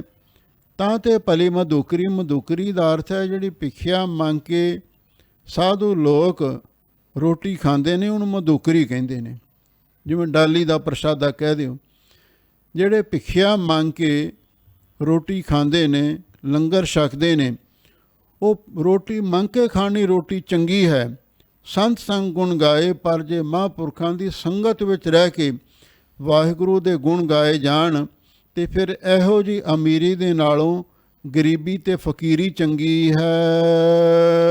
ਕਬੀਰ ਪਾਟਨ ਤੇ ਊਜਰ ਭਲਾ, ਰਾਮ ਭਗਤ ਜਿਹੇ ਠਾਏ। ਕਬੀਰ ਭਗਤ ਜੀ ਨੂੰ ਕਿਸੇ ਨੇ ਸਵਾਲ ਕੀਤਾ, ਭਗਤ ਜੀ ਤੁਹਾਨੂੰ ਸ਼ਹਿਰ ਵਿੱਚ ਰਹਿਣਾ ਪਸੰਦ ਹੈ ਜਾਂ ਜੰਗਲਾਂ ਦੇ ਵਿੱਚ ਰਹਿਣਾ ਤੁਹਾਨੂੰ ਚੰਗਾ ਲੱਗਦਾ? ਕਿਉਂ? ਜਿਹੜੇ ਸੰਸਾਰੀ ਲੋਕ ਨੇ ਉਹ ਸ਼ਹਿਰਾਂ ਦੇ ਵਿੱਚ ਸੋਹਣੇ ਘਰਾਂ ਦੇ ਵਿੱਚ ਰਹਿਣਾ ਪਸੰਦ ਕਰਦੇ ਨੇ, ਅਤੇ ਜਿਹੜੇ ਫਕੀਰ ਨੇ, ਸੰਤ ਨੇ, ਉਹ ਜੰਗਲਾਂ ਵਿੱਚ, ਝਿੜੀਆਂ ਦੇ ਵਿੱਚ, ਇਕਾਂਤ ਅਸਥਾਨ 'ਤੇ ਰਹਿਣਾ ਪਸੰਦ ਕਰਦੇ ਨੇ।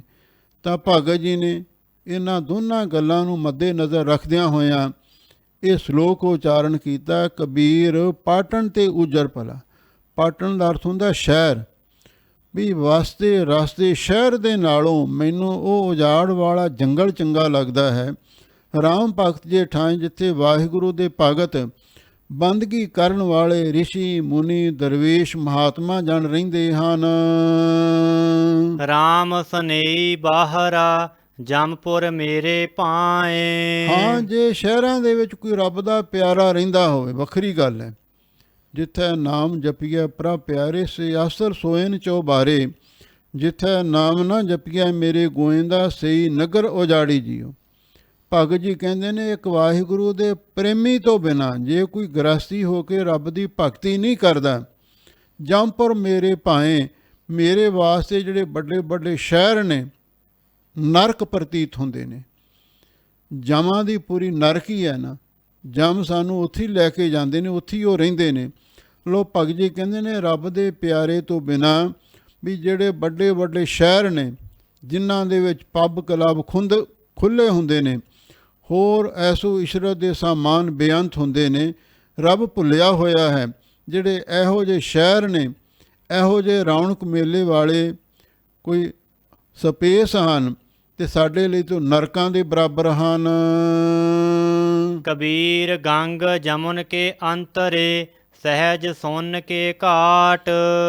ਫਿਰ ਭਗਤ ਜੀ ਨੂੰ ਉਹ ਪ੍ਰੇਮੀ ਪੁੱਛਣ ਲੱਗਿਆ, ਭਗਤ ਜੀ ਤੁਸੀਂ ਕਿੱਥੇ ਰਹਿਣਾ ਪਸੰਦ ਕਰਦੇ ਹੋ? ਤਾਂ ਭਗਤ ਜੀ ਨੇ ਫਿਰ ਉਹ ਇੱਕ ਟਿਕਾਣਾ ਦੱਸਿਆ ਜਿਹੜਾ ਸੰਸਾਰਕ ਦ੍ਰਿਸ਼ਟੀਕੋਣ ਤੋਂ ਬੜਾ ਇਕਾਂਤ ਅਤੇ ਸ਼ਾਂਤ ਮਾਹੌਲ ਵਾਲਾ ਸੀ। ਅਤੇ ਉਹਦੀ ਨਿਸ਼ਾਨੀ ਦੱਸੀ, ਕਬੀਰ ਗੰਗ ਜਮਨ ਕੇ ਅੰਤਰੇ, ਵੀ ਕਾਂਸ਼ੀ ਦੇ ਵਿੱਚ ਪ੍ਰਾਗਰਾਜ ਤੀਰਥ ਹੈ ਅਤੇ ਉਸ ਪ੍ਰਾਗਰਾਜ ਤੀਰਥ ਦੇ ਉੱਤੇ 3 ਨਦੀਆਂ ਦਾ ਸੰਗਮ ਹੁੰਦਾ ਹੈ ਜਿਹਨੂੰ ਤਰਬੇਣੀ ਕਹਿੰਦੇ ਨੇ। ਗੰਗਾ ਜਮਨਾ ਪ੍ਰਤੱਖ ਮਿਲਦੀਆਂ ਨੇ, ਸੁਰਸਤੀ ਗੁਪਤ ਰੂਪ ਦੇ ਵਿੱਚ ਆ ਕੇ ਮਿਲਦੀ ਹੈ। ਕਬੀਰ ਭਗਤ ਜੀ ਕਹਿੰਦੇ ਨੇ ਜਿੱਥੇ ਗੰਗਾ ਅਤੇ ਜਮਨਾ ਇਕੱਠੀਆਂ ਹੁੰਦੀਆਂ ਨੇ, ਸਹਿਜ ਸੁਨ ਕੇ ਘਾਟ, ਉਹਨਾਂ ਦੋਨਾਂ ਨਦੀਆਂ ਦੇ ਅੰਤਰੇ ਦਾ ਅਰਥ ਹੈ ਦਰਮਿਆਨ। ਸਹਿਜ ਸੁਨ, ਇੱਕ ਸੁਨ ਉਜਾੜ ਅਸਥਾਨ ਹੈ, ਇੱਕ ਸੋਹਣਾ ਜੰਗਲ ਹੈ ਜਿੱਥੇ ਦਾ ਮਾਹੌਲ ਸਹਿਜ ਬੜਾ ਸ਼ਾਂਤ ਹੈ, ਬੜਾ ਸਹਿਜ ਵਾਲਾ ਹੈ ਅਤੇ ਉੱਥੇ ਇੱਕ ਘਾਟ ਸੋਹਣਾ ਪੱਤਨ ਬਣਿਆ ਹੋਇਆ ਹੈ। ਤਾਹਾ ਕਬੀਰੈ ਮਟ ਕੀਆ, ਖੋਜਤ ਮੁਨ ਜਨ ਬਾਟ। ਲੋ ਭਗਤ ਜੀ ਨੇ ਉੱਥੇ ਕੁਟੀਆ ਬਣਾਈ ਸੀ ਭਜਨ ਕਰਨ ਵਾਸਤੇ। ਭਗਤ ਜੀ ਕਹਿੰਦੇ ਨੇ ਮੈਂ ਉੱਥੇ ਆਪਣੇ ਰਹਿਣ ਦੇ ਲਈ, ਮਠ ਦਾ ਅਰਥ ਹੈ ਵੀ ਇੱਕ ਮਕਾਨ ਬਣਾ ਲਿਆ, ਇੱਕ ਜਗ੍ਹਾ ਬਣਾ ਲਈ ਹੈ, ਇੱਕ ਛੋਟੀ ਜਿਹੀ ਕੋਠੀ ਬਣਾ ਲਈ ਹੈ ਅਤੇ ਮੈਂ ਉੱਥੇ ਬੈਠ ਕੇ ਵਾਹਿਗੁਰੂ ਦਾ ਭਜਨ ਕਰਦਾ ਹਾਂ। ਉਹ ਰਸਤਾ, ਉਹ ਥਾਂ ਇੰਨਾ ਵਧੀਆ ਹੈ ਭਗਤੀ ਕਰਨ ਵਾਸਤੇ ਕਿਉਂਕਿ ਸ਼ਾਂਤ ਇਕਾਂਤ ਮਾਹੌਲ ਵਾਲਾ ਹੈ ਅਤੇ ਉਸ ਦੇ ਨਾਲ ਗੰਗਾ ਅਤੇ ਜਮਨਾ ਇਹ 2 ਨਦੀਆਂ ਦਾ ਸੰਗਮ ਵੀ ਹੈ। ਇਹ ਤੀਰਥ ਵੀ ਨੇ ਅਤੇ ਕੁਦਰਤ ਦਾ ਇੱਕ ਬਹੁਤ ਵੱਡਾ ਇੱਕ ਤੋਹਫਾ ਵੀ ਹਨ। ਉਸ ਗੰਗਾ ਜਮਨਾ ਦੇ ਦਰਮਿਆਨ ਇੱਕ ਸੁੰਨ ਅਸਥਾਨ ਹੈ ਅਤੇ ਬੜਾ ਸ਼ਾਂਤ ਮਾਹੌਲ ਹੈ, ਬੜਾ ਸੋਹਣਾ ਉੱਥੇ ਦਰਿਆਵਾਂ ਦਾ ਪਤਨ ਹੈ। ਅਸੀਂ ਉੱਥੇ ਰਹਿਣ ਲਈ ਇੱਕ ਭਜਨ ਬੰਦਗੀ ਵਾਸਤੇ ਅਸਥਾਨ ਬਣਾ ਲਿਆ ਹੈ, ਮੱਠ ਕੀਆ, ਮਕਾਨ ਬਣਾ ਲਿਆ, ਕੋਠਾ ਬਣਾ ਲਿਆ ਹੈ ਅਤੇ ਜਿਸ ਰਸਤੇ ਨੂੰ ਮੁਨੀ ਲੋਕ ਭਾਲਦੇ ਫਿਰਦੇ ਨੇ। ਅੰਤਰੀ ਭਾਵ ਇਹ ਹੈ, ਗੰਗਾ ਤੋਂ ਭਾਵ ਹੈ ਗਿਆਨ, ਜਮਨਾ ਤੋਂ ਭਾਵ ਹੈ ਨਿਸ਼ਕਾਮ ਕਰਮ। ਗਿਆਨ ਦੀ ਗੰਗਾ ਅਤੇ ਨਿਸ਼ਕਾਮ ਕਰਮਾਂ ਦੇ ਦਰਮਿਆਨ ਇੱਕ ਸਹਿਜ ਅਵਸਥਾ ਹੈ ਜਿਸ ਨੂੰ ਤੁਰੀਆ ਅਵਸਥਾ ਕਹਿੰਦੇ ਨੇ, ਚੌਥਾ ਪਦ ਵੀ ਕਹਿੰਦੇ ਨੇ, ਔਰ ਉਹ ਬਹੁਤ ਸੁੰਨ ਅਫੁਰ ਅਤੇ ਬਿਲਕੁਲ ਇਕਾਂਤ ਅਸਥਾਨ ਹੈ, ਬੜਾ ਸੋਹਣਾ ਘਾਟ ਹੈ। ਕਬੀਰ ਭਗਤ ਜੀ ਕਹਿੰਦੇ ਨੇ ਮੈਂ ਉੱਥੇ ਆਪਣੇ ਰਹਿਣ ਲਈ, ਮੱਠ ਦਾ ਅਰਥ ਹੈ ਕੋਠਾ ਬਣਾ ਲਿਆ, ਨਿਵਾਸ ਅਸਥਾਨ ਬਣਾ ਲਿਆ ਹੈ। ਭਾਵ ਤੁਰੀਆ ਅਵਸਥਾ ਦੇ ਵਿੱਚ ਮੈਂ ਆਪਣੀ ਸੁਰਤ ਨੂੰ, ਧਿਆਨ ਨੂੰ ਟਿਕਾ ਲਿਆ ਹੈ ਅਤੇ ਖੋਜ ਮੁਨ ਜਨ ਬਾਟ, ਜਿਹੜੇ ਮੁਨੀ ਲੋਕ ਨੇ ਉਸ ਰਸਤੇ ਨੂੰ ਖੋਜਦੇ ਫਿਰਦੇ ਨੇ, ਉਹਨਾਂ ਨੂੰ ਹਾਲੇ ਉਹ ਟਿਕਾਣਾ ਨਹੀਂ ਲੱਭਿਆ ਤੁਰੀਆ ਪਦ ਦਾ, ਪਰ ਮੈਨੂੰ ਵਾਹਿਗੁਰੂ ਦੀ ਕਿਰਪਾ ਦੁਆਰਾ ਉਹ ਸਥਾਨ ਪ੍ਰਾਪਤ ਹੋ ਗਿਆ ਹੈ। ਕਬੀਰ ਜੈਸੀ ਉਪਜੀ ਪੇੜ ਤੇ, ਜੋ ਤੈਸੀ ਨਿਭੈ ਓੜ। ਲੋ ਇੱਕ ਸਾਹਮਣੇ ਕੋਈ ਮਾਲੀ ਪੌਦਾ ਲਾ ਰਿਹਾ ਸੀ, ਇੱਕ ਨਵਾਂ ਉਸਨੇ ਪੌਦਾ ਲਾਇਆ, ਉਹਦੀਆਂ ਟਾਹਣੀਆਂ, ਉਹਦੇ ਪੱਤਰੇ ਬੜੇ ਕੋਮਲ ਸਨ, ਬੜੇ ਲਚਕਦਾਰ ਸਨ ਅਤੇ ਬੜੇ ਸੋਹਲ ਜਿਹੇ ਸਨ। ਅਤੇ ਭਗਤ ਜੀ ਨੇ ਉਹਨੂੰ ਵੇਖ ਕੇ ਸਿੱਖਿਆ ਦਿੱਤੀ, ਜੈਸੀ ਉਪਜੀ ਪੇੜ 'ਤੇ, ਜਿਵੇਂ ਇਸ ਪੌਦੇ ਦੇ ਪੈਦਾ ਹੋਣ ਤੋਂ ਜਿਹੜੀ ਲਗਰ, ਜਿਹੜੀ ਟਾਹਣੀ ਫੁੱਟੀ ਹੈ, ਬੜੀ ਕੋਮਲ ਹੈ। ਜੋ ਤੈਸੀ ਨਿਭੈ ਓਟ, ਜੇ ਸਿਰੇ ਤੱਕ ਉਹ ਜੀ ਨਿਭ ਜਾਵੇ ਤਾਂ ਬਹੁਤ ਚੰਗੀ ਗੱਲ ਹੈ। ਜਿਵੇਂ ਕੋਈ ਆਪਾਂ ਨਵਾਂ ਬੂਟਾ ਲਾਉਂਦੇ ਆ ਨਾ, ਉਹਦੀਆਂ ਟਾਹਣੀਆਂ, ਕਰੂੰਬਲਾਂ ਬਹੁਤ ਕੋਮਲ, ਬੜੀਆਂ ਸੋਹਲ ਅਤੇ ਬੜੀਆਂ ਨਾਜ਼ੁਕ ਹੁੰਦੀਆਂ ਨੇ। ਪਰ ਜਿਵੇਂ ਜਿਵੇਂ ਬਿਰਛ ਵੱਡਾ ਹੁੰਦਾ ਜਾਂਦਾ ਹੈ, ਫਿਰ ਉਹਨਾਂ ਦੇ ਵਿੱਚ ਖੁਸ਼ਕਪੁਣਾ ਅਤੇ ਨਾਲ ਸਖਤਪੁਣਾ ਵੱਧਦਾ ਜਾਂਦਾ ਹੈ। ਲਓ, ਭਗਤ ਜੀ ਕਹਿੰਦੇ ਨੇ ਵੀ ਇਸੇ ਤਰ੍ਹਾਂ ਜਦੋਂ ਜੀਵ ਪੈਦਾ ਹੁੰਦਾ ਹੈ, ਮਾਤਾ ਦੇ ਗਰਭ ਦੇ ਵਿੱਚ ਸਵਾਸ ਸਵਾਸ ਵਾਹਿਗੁਰੂ ਦਾ ਸਿਮਰਨ ਕਰਦਾ ਹੈ, ਅਤੇ ਜੇ ਉਸੇ ਤਰ੍ਹਾਂ ਜਨਮ ਲੈ ਕੇ ਵੀ ਵਾਹਿਗੁਰੂ ਦਾ ਸਿਮਰਨ ਕਰੇ ਅਤੇ ਸਿਰ ਤੋੜ ਤੱਕ ਉਹਦੀ ਇਹ ਪ੍ਰੀਤੀ ਨਿਭ ਜਾਵੇ। ਹੀਰਾ ਕਿਸ ਕਾ ਬਾਪੁਰਾ, ਪੁਜਹਿ ਨਾ ਰਤਨ ਕਰੋੜ। ਪਰ ਹੀਰਾ ਵਿਚਾਰਾ ਉਹਦੇ ਸਾਹਮਣੇ ਕੀ ਹੈ? ਹੀਰੇ ਤੋਂ ਭਾਵ ਹੈ ਮਨੁੱਖਾ ਜਨਮ। ਉਹਦੇ ਸਾਹਮਣੇ ਮਨੁੱਖ, ਦੁਨੀਆ ਦਾ ਇਨਸਾਨ ਕੀ ਮੁਕਾਬਲਾ ਕਰ ਸਕਦਾ ਹੈ? ਪੁੱਜੈ ਨਾ ਰਤਨ ਕਰੋੜ, ਜਿਹੜੇ ਕਰੋੜਾਂ ਰਤਨ ਤੋਂ ਭਾਵ ਹੈ ਦੇਵਤੇ। 33 ਕਰੋੜ ਦੇਵਤੇ ਨੇ, ਜਿਨ੍ਹਾਂ ਵਿੱਚੋਂ ਬ੍ਰਹਮਾ, ਵਿਸ਼ਨੂੰ, ਸ਼ਿਵ ਜੀ, 3 ਦੇਵਤੇ ਪ੍ਰਮੁੱਖ ਮੰਨੇ ਗਏ ਨੇ। ਇਹ ਜਿਹੜੇ ਕਰੋੜਾਂ ਰਤਨ ਨੇ, ਦੇਵ ਸਰੀਰ ਨੇ, ਇਹ ਵੀ ਉਸ ਦੇ ਬਰਾਬਰ ਨਹੀਂ ਪਹੁੰਚ ਸਕਦੇ। ਕਬੀਰਾ ਏਕ ਅਚੰਭੋ ਦੇਖਿਓ, ਹੀਰਾ ਹਾਟ ਬਿਕਾਏ। ਲੋ ਭਗਤ ਜੀ ਹੁਣ ਕਹਿੰਦੇ ਵੀ ਅਸੀਂ ਇੱਕ ਬੜਾ ਅਸਚਰਜ ਕੌਤਕ ਦੇਖਿਆ। ਉਹ ਕੀ ਸੀ? ਇੱਕ ਹੀਰਾ ਸੀ ਬੜਾ ਕੀਮਤੀ। ਉਹ ਕਿਸੇ ਹੱਟ 'ਤੇ, ਕਿਸੇ ਜੌਹਰੀ ਦੀ ਦੁਕਾਨ 'ਤੇ ਵਿਕ ਰਿਹਾ ਸੀ। ਬਣਜਨ ਹਾਰੇ ਬਾਹਰਾ, ਕੌਡੀ ਬਦਲੇ ਜਾਏ। ਪਰ ਜਿਹੜੇ ਗਾਹਕ ਸਨ, ਉਹ ਹੀਰੇ ਦੀ ਪਰਖ ਕਰਨੀ ਨਹੀਂ ਸੀ ਜਾਣਦੇ। ਇਸੇ ਲਈ ਭਗਤ ਜੀ ਕਹਿੰਦੇ ਨੇ, ਹੁਣ ਜਿਹੜਾ ਗਾਹਕ ਕੋਈ ਆਉਂਦਾ, ਉਹ ਆ ਕੇ ਹੀਰੇ ਦਾ ਮੁੱਲ ਪੁੱਛਦਾ, ਅਤੇ ਜਦੋਂ ਮੁੱਲ ਸੁਣਦਾ ਉਹਦਾ ਮੂੰਹ ਬੰਦ ਹੋ ਜਾਂਦਾ, ਅੱਖਾਂ ਟੱਡੀਆਂ ਰਹਿ ਜਾਂਦੀਆਂ। ਅਤੇ ਹੁਣ ਉਹ ਕਹਿੰਦੇ ਵੀ ਦੱਸੋ ਕੀ ਕੀਮਤ ਹੈ? ਉਹ ਕਹਿੰਦਾ ਵੀ ਇਹਦੀ ਤਾਂ ਕਈ ਲੱਖਾਂ ਰੁਪਏ ਕੀਮਤ ਹੈ। ਉਹ ਕਹਿੰਦੇ ਜੇ ਕੌਡੀ ਬਦਲੇ ਦੇ ਸਕਦਾ ਤਾਂ ਦੇ ਦੇ, ਅਤੇ ਨਹੀਂ ਅਸੀਂ ਇਸ ਹੀਰੇ ਤੋਂ ਕੀ ਕਰਾਉਣਾ। ਬਿਨ ਗਾਹਕ ਗੁਣ ਵੇਚੀਆ, ਤਾਉ ਗੁਣ ਸਹਿਗੋ ਜਾਏ। ਇਸੇ ਤਰ੍ਹਾਂ ਵਾਹਿਗੁਰੂ ਦਾ ਨਾਮ ਹੀਰੇ ਵਾਂਗੂ ਬੜਾ ਅਮੋਲਕ ਹੈ। ਪਰ ਜਿਹੜੇ ਪਖੰਡੀ ਲੋਕ ਨੇ, ਉਹ ਦੁਕਾਨਾਂ ਖੋਲ੍ਹ ਕੇ ਉਹ ਇਸ ਹੀਰੇ ਨੂੰ ਹੱਟੀ 'ਤੇ ਵੇਚਦੇ ਫਿਰਦੇ ਨੇ, ਨਾਮ ਨੂੰ ਵੇਚਦੇ ਫਿਰਦੇ ਨੇ। ਪਰ ਹੁਣ ਜਿਹੜੇ ਗਾਹਕ ਵੀ ਉਹੋ ਜਿਹੇ ਆਉਂਦੇ ਨੇ, ਸੰਸਾਰੀ ਬੰਦੇ, ਜਿਹੜੇ ਦੁਨਿਆਵੀ ਇੱਛਾ ਲੈ ਕੇ ਹੀ ਆਉਂਦੇ ਨੇ, ਅਤੇ ਕੋਈ ਮਾਇਆ ਦੀ ਇੱਛਾ ਲੈ ਕੇ ਆਉਂਦਾ ਹੈ, ਕੋਈ ਪਦਾਰਥਾਂ ਦੀ, ਕੋਈ ਹੋਰ ਵਿਸ਼ਿਆਂ ਦੀ ਇੱਛਾ ਲੈ ਕੇ ਆਉਂਦਾ ਹੈ। ਇਸੇ ਲਈ ਭਗਤ ਜੀ ਕਹਿੰਦੇ ਨੇ, ਵਾਹਿਗੁਰੂ ਦਾ ਨਾਮ ਹੈ ਤੇ ਹੀਰੇ ਵਾਂਗੂ ਅਮੋਲਕ ਸੀ। ਇਹ ਸਾਧੂਆਂ ਸੰਤਾਂ ਦੀ ਹੱਟੀ ਤੇ ਸੰਗਤ ਵਿੱਚ ਵਿਕਦਾ ਸੀ। ਪਰ ਅਸਲੀ ਜਿਹੜੇ ਪਾਰਖੂ ਤੋਂ ਬਿਨਾਂ, ਅਸਲੀ ਗਾਹਕ ਤੋਂ ਬਿਨਾਂ, ਇਹ ਮਾਇਆ ਰੂਪੀ ਵਿਸ਼ੇ ਸੁਖ ਦੀ ਕੌਡੀ ਬਦਲੇ ਇਹ ਜਾ ਰਿਹਾ ਹੈ। ਲੋਕ ਇਸ ਨੂੰ ਲਿਜਾ ਰਹੇ ਨੇ। ਭਾਵ ਵਾਹਿਗੁਰੂ ਦਾ ਨਾਮ ਅਮੋਲਕ ਹੀਰਾ ਹੈ, ਪਰ ਇਹ ਕੌਡੀਆਂ ਦੇ ਭਾਵ ਮਾਇਆ ਦੇ ਪਿੱਛੇ ਵੇਚਿਆ ਜਾ ਰਿਹਾ ਹੈ। ਕਬੀਰਾ ਜਹਾ ਗਿਆਨ ਤਹਿ ਧਰਮ ਹੈ, ਜਹਾ ਝੂਠ ਤਹਿ ਪਾਪ। ਲੋ ਭਗਤ ਜੀ ਨੂੰ ਪ੍ਰੇਮੀਆਂ ਨੇ ਪੁੱਛਿਆ, ਮਹਾਰਾਜ ਧਰਮ ਕਿੱਥੇ ਹੈ ਤੇ ਪਾਪ ਕਿੱਥੇ ਟਿਕਦਾ ਹੈ? ਕਾਲ ਕਿੱਥੇ ਆਉਂਦਾ ਹੈ ਤੇ ਆਪ ਪਰਮੇਸ਼ਰ ਕਿੱਥੇ ਆ ਕੇ ਮਿਲਦਾ? ਤਾਂ ਭਗਤ ਜੀ ਕਹਿੰਦੇ, ਕਬੀਰਾ ਜਹਾਂ ਗਿਆਨ ਤਹਿ ਧਰਮ ਹੈ। ਕਬੀਰ ਭਗਤ ਜੀ ਕਹਿੰਦੇ, ਜਿੱਥੇ ਰੱਬੀ ਗਿਆਨ ਹੈ, ਪ੍ਰੋਖ ਤੇ ਅਪਰੋਕਸ਼ ਗਿਆਨ ਦੋ ਪ੍ਰਕਾਰ ਦਾ ਮੰਨਿਆ, ਉੱਥੇ ਧਰਮ ਹੈ। ਜਹਾਂ ਝੂਠ ਤਹਿ ਪਾਪ, ਜਿੱਥੇ ਆਦਮੀ ਝੂਠ ਬੋਲਦਾ ਹੈ, ਉੱਥੇ ਪਾਪ ਆ ਕੇ ਡੇਰਾ ਲਾ ਲੈਂਦਾ। ਕਿਉਂਕਿ ਪਾਪ ਦਾ ਬਾਪ ਲੋਭ ਹੈ। ਲੋਭ ਦੇ ਵਾਸਤੇ ਆਦਮੀ ਝੂਠ ਬੋਲਦਾ ਹੈ। ਜਿੱਥੇ ਝੂਠ ਹੈ ਤੇ ਫਿਰ ਉੱਥੇ ਪਾਪ ਆ ਕੇ ਡੇਰਾ ਮੱਲ ਲੈਂਦਾ ਹੈ। ਅੱਗੇ ਫਰਮਾਉਂਦੇ ਹਨ, ਜਹਾ ਲੋਭ ਤਹਿ ਕਾਲ ਹੈ, ਜਹਾ ਖਿਮਾ ਤਹਿ ਆਪ। ਲੋ ਜਿੱਥੇ ਲੋਭ ਆ ਜਾਵੇ ਫਿਰ ਉੱਥੇ ਕਾਲ ਵੀ ਨਾਲ ਹੀ ਆ ਜਾਂਦਾ। ਜਦੋਂ ਆਦਮੀ ਲੋਭ ਦੇ ਵਸ਼ ਕਿਸੇ ਦਾ ਹੱਕ ਚੁਰਾਉਂਦਾ ਹੈ, ਚੋਰੀ ਕਰਦਾ, ਡਾਕੇ ਮਾਰਦਾ ਹੈ, ਤੇ ਫਿਰ 100 ਦਿਨ ਚੋਰ ਦਾ ਇੱਕ ਦਿਨ ਸਾਧ ਦਾ ਵੀ ਆ ਜਾਂਦਾ। ਕਈ ਵਾਰੀ ਜਦੋਂ ਕੋਈ ਆਦਮੀ ਕਿਸੇ ਦੇ ਘਰੇ ਡਾਕਾ ਮਾਰਨ ਵਾਸਤੇ ਜਾਂਦਾ ਹੈ ਤੇ ਫਿਰ ਉਹ ਆਪ ਵੀ ਮੌਤ ਦਾ ਸ਼ਿਕਾਰ ਹੋ ਜਾਂਦਾ। ਹੁਣ ਬਹੁਤ ਸਾਰੇ ਲੋਕ ਮਾਇਆ ਦੇ ਪਿੱਛੇ ਲੜਦੇ ਮਰਦੇ ਨੇ, ਕਿਸੇ ਬਾਤ ਘਾਟ ਕਿਸੇ ਪੈ ਸਗਰੇ ਲੜ ਲੜ ਮੂਆ, ਇਹ ਹਾਲਤ ਹੁੰਦੀ ਹੈ। ਲੋ ਭਗਤ ਜੀ ਕਹਿੰਦੇ ਨੇ ਜਿੱਥੇ ਲੋਭ ਹੈ ਉੱਥੇ ਫਿਰ ਕਾਲ ਆ ਕੇ ਡੇਰਾ ਲਾ ਲੈਂਦਾ।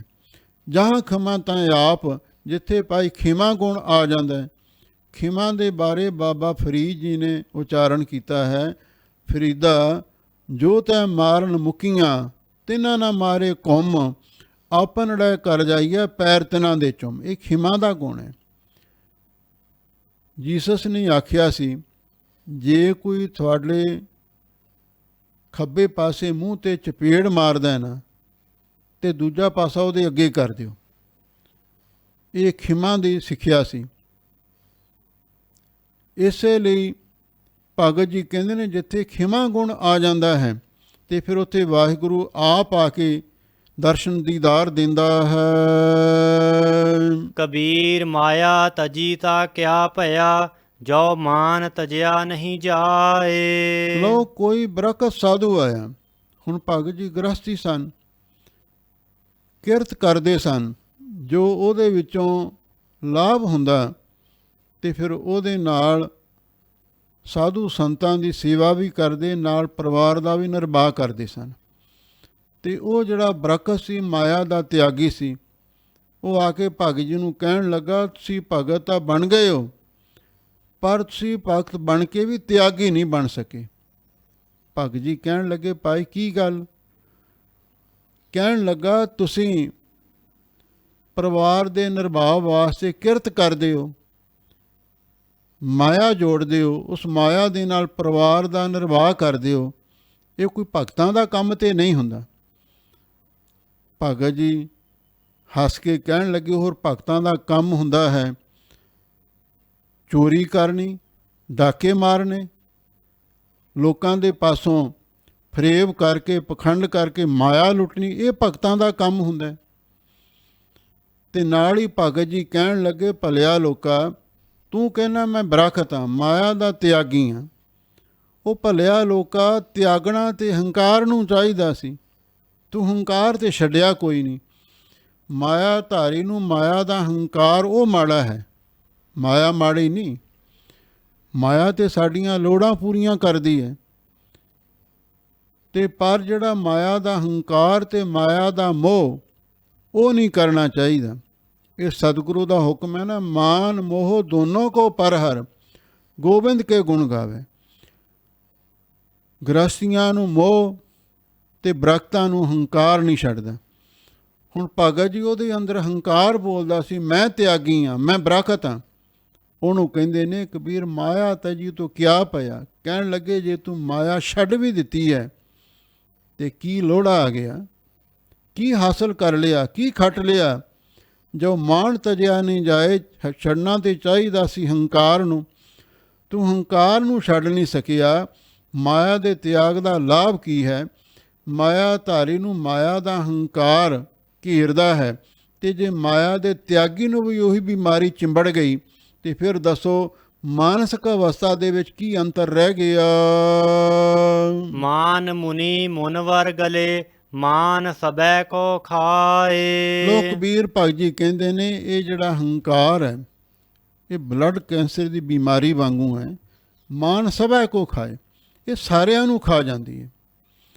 ਮਾਨ ਮੁਨੀ ਮੁਨਵਰ ਗਲੇ, ਇਸ ਹੰਕਾਰ ਦੀ ਬਿਮਾਰੀ ਦੇ ਨਾਲ ਵੱਡੇ ਵੱਡੇ ਰਿਸ਼ੀ ਮੁਨੀ ਤੇ ਮੁਨਵਰ ਤੋਂ ਭਾਵ ਜਿਹੜੇ ਸ੍ਰੇਸ਼ਟ ਮੁਨੀ ਕਹਿੰਦੇ ਕਹਾਉਂਦੇ, ਸ੍ਰਿੰਗੀ ਰਿਸ਼ੀ ਵਰਗੇ ਅਤੇ ਹੋਰ ਕਈ ਰਿਸ਼ੀ ਮੁਨੀ ਗ੍ਰਹਿ ਤਜ ਬਨਖੰਡ ਜਾਈਏ ਚੁਣ ਖਾਈਏ ਕੰਦਾ, ਅਜੋਂ ਬੇਕਾਰ ਨਾ ਛੋਡੀ ਪਾਪੀ ਮਨ ਮੰਦਾ। ਉਹ ਇਸ ਹੰਕਾਰ ਨੇ ਤਬਾਹ ਕਰ ਦਿੱਤੇ ਨੇ।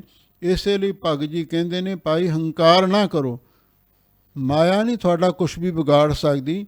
ਜਦੋਂ ਮਾਇਆ ਦੇ ਨਾਲ ਮੋਹ ਕਰੋਗੇ ਤੇ ਮਾਇਆ ਦਾ ਹੰਕਾਰ ਕਰੋਗੇ ਤੇ ਮੋਹ ਤੇ ਹੰਕਾਰ ਤੁਹਾਡਾ ਨੁਕਸਾਨ ਜ਼ਰੂਰ ਕਰੇਗਾ। ਤੇ ਤੁਸੀਂ ਤਿਆਗ ਦਾ ਹੰਕਾਰ ਕਰੀ ਬੈਠੇ ਹੋ। ਤੇ ਜਿਸ ਹੰਕਾਰ ਦੇ ਨਾਲ ਵੱਡੇ ਵੱਡੇ ਮੁਨੀ ਤੇ ਮੁਨੀਸ਼ਵਰ ਉਹ ਵੀ ਗਲ ਗਏ ਨੇ। ਤੇ ਹੰਕਾਰ ਸਾਰਿਆਂ ਨੂੰ ਖਾ ਜਾਂਦਾ ਹੈ, ਸਾਰਿਆਂ ਨੂੰ ਮਾਰ ਦਿੰਦਾ ਹੈ। ਕਬੀਰ ਸਾਚਾ ਸਤਿਗੁਰ ਮੈਂ ਮਿਲਿਆ, ਸ਼ਬਦ ਜੋ ਬਾਹਿਆ ਏਕ। ਲੋਕ ਕਬੀਰ ਭਗਤ ਜੀ ਨੂੰ ਪੁੱਛਿਆ, ਭਗਤ ਜੀ ਤੁਹਾਨੂੰ ਵਾਹਿਗੁਰੂ ਦੀ ਪ੍ਰਾਪਤੀ ਕਿਵੇਂ ਹੋਈ? ਤਾਂ ਭਗਤ ਜੀ ਕਹਿੰਦੇ ਨੇ ਸਾਨੂੰ ਦਰਗਾਹੀ ਬਸੀੜ ਸੱਚਾ ਸਤਿਗੁਰੂ ਮਿਲ ਗਿਆ। ਜੈਸਾ ਸਤਿਗੁਰ ਸੁਣੀਂਦਾ ਤੈਸੋ ਹੀ ਮੈਂ ਡੀਠ, ਵਿਛੜਿਆ ਮੇਲੇ ਪ੍ਰਭੂ ਹਰ ਦਰਗਹਿ ਕਾ ਬਾਸੀਠ। ਸੱਚੇ ਸਤਿਗੁਰੂ ਧੰਨ ਗੁਰੂ ਨਾਨਕ ਦੇ ਮਹਾਰਾਜ ਸੱਚੇ ਪਾਤਸ਼ਾਹ ਉਹ ਕਬੀਰ ਜੀ ਨੂੰ ਮਿਲੇ ਸਨ।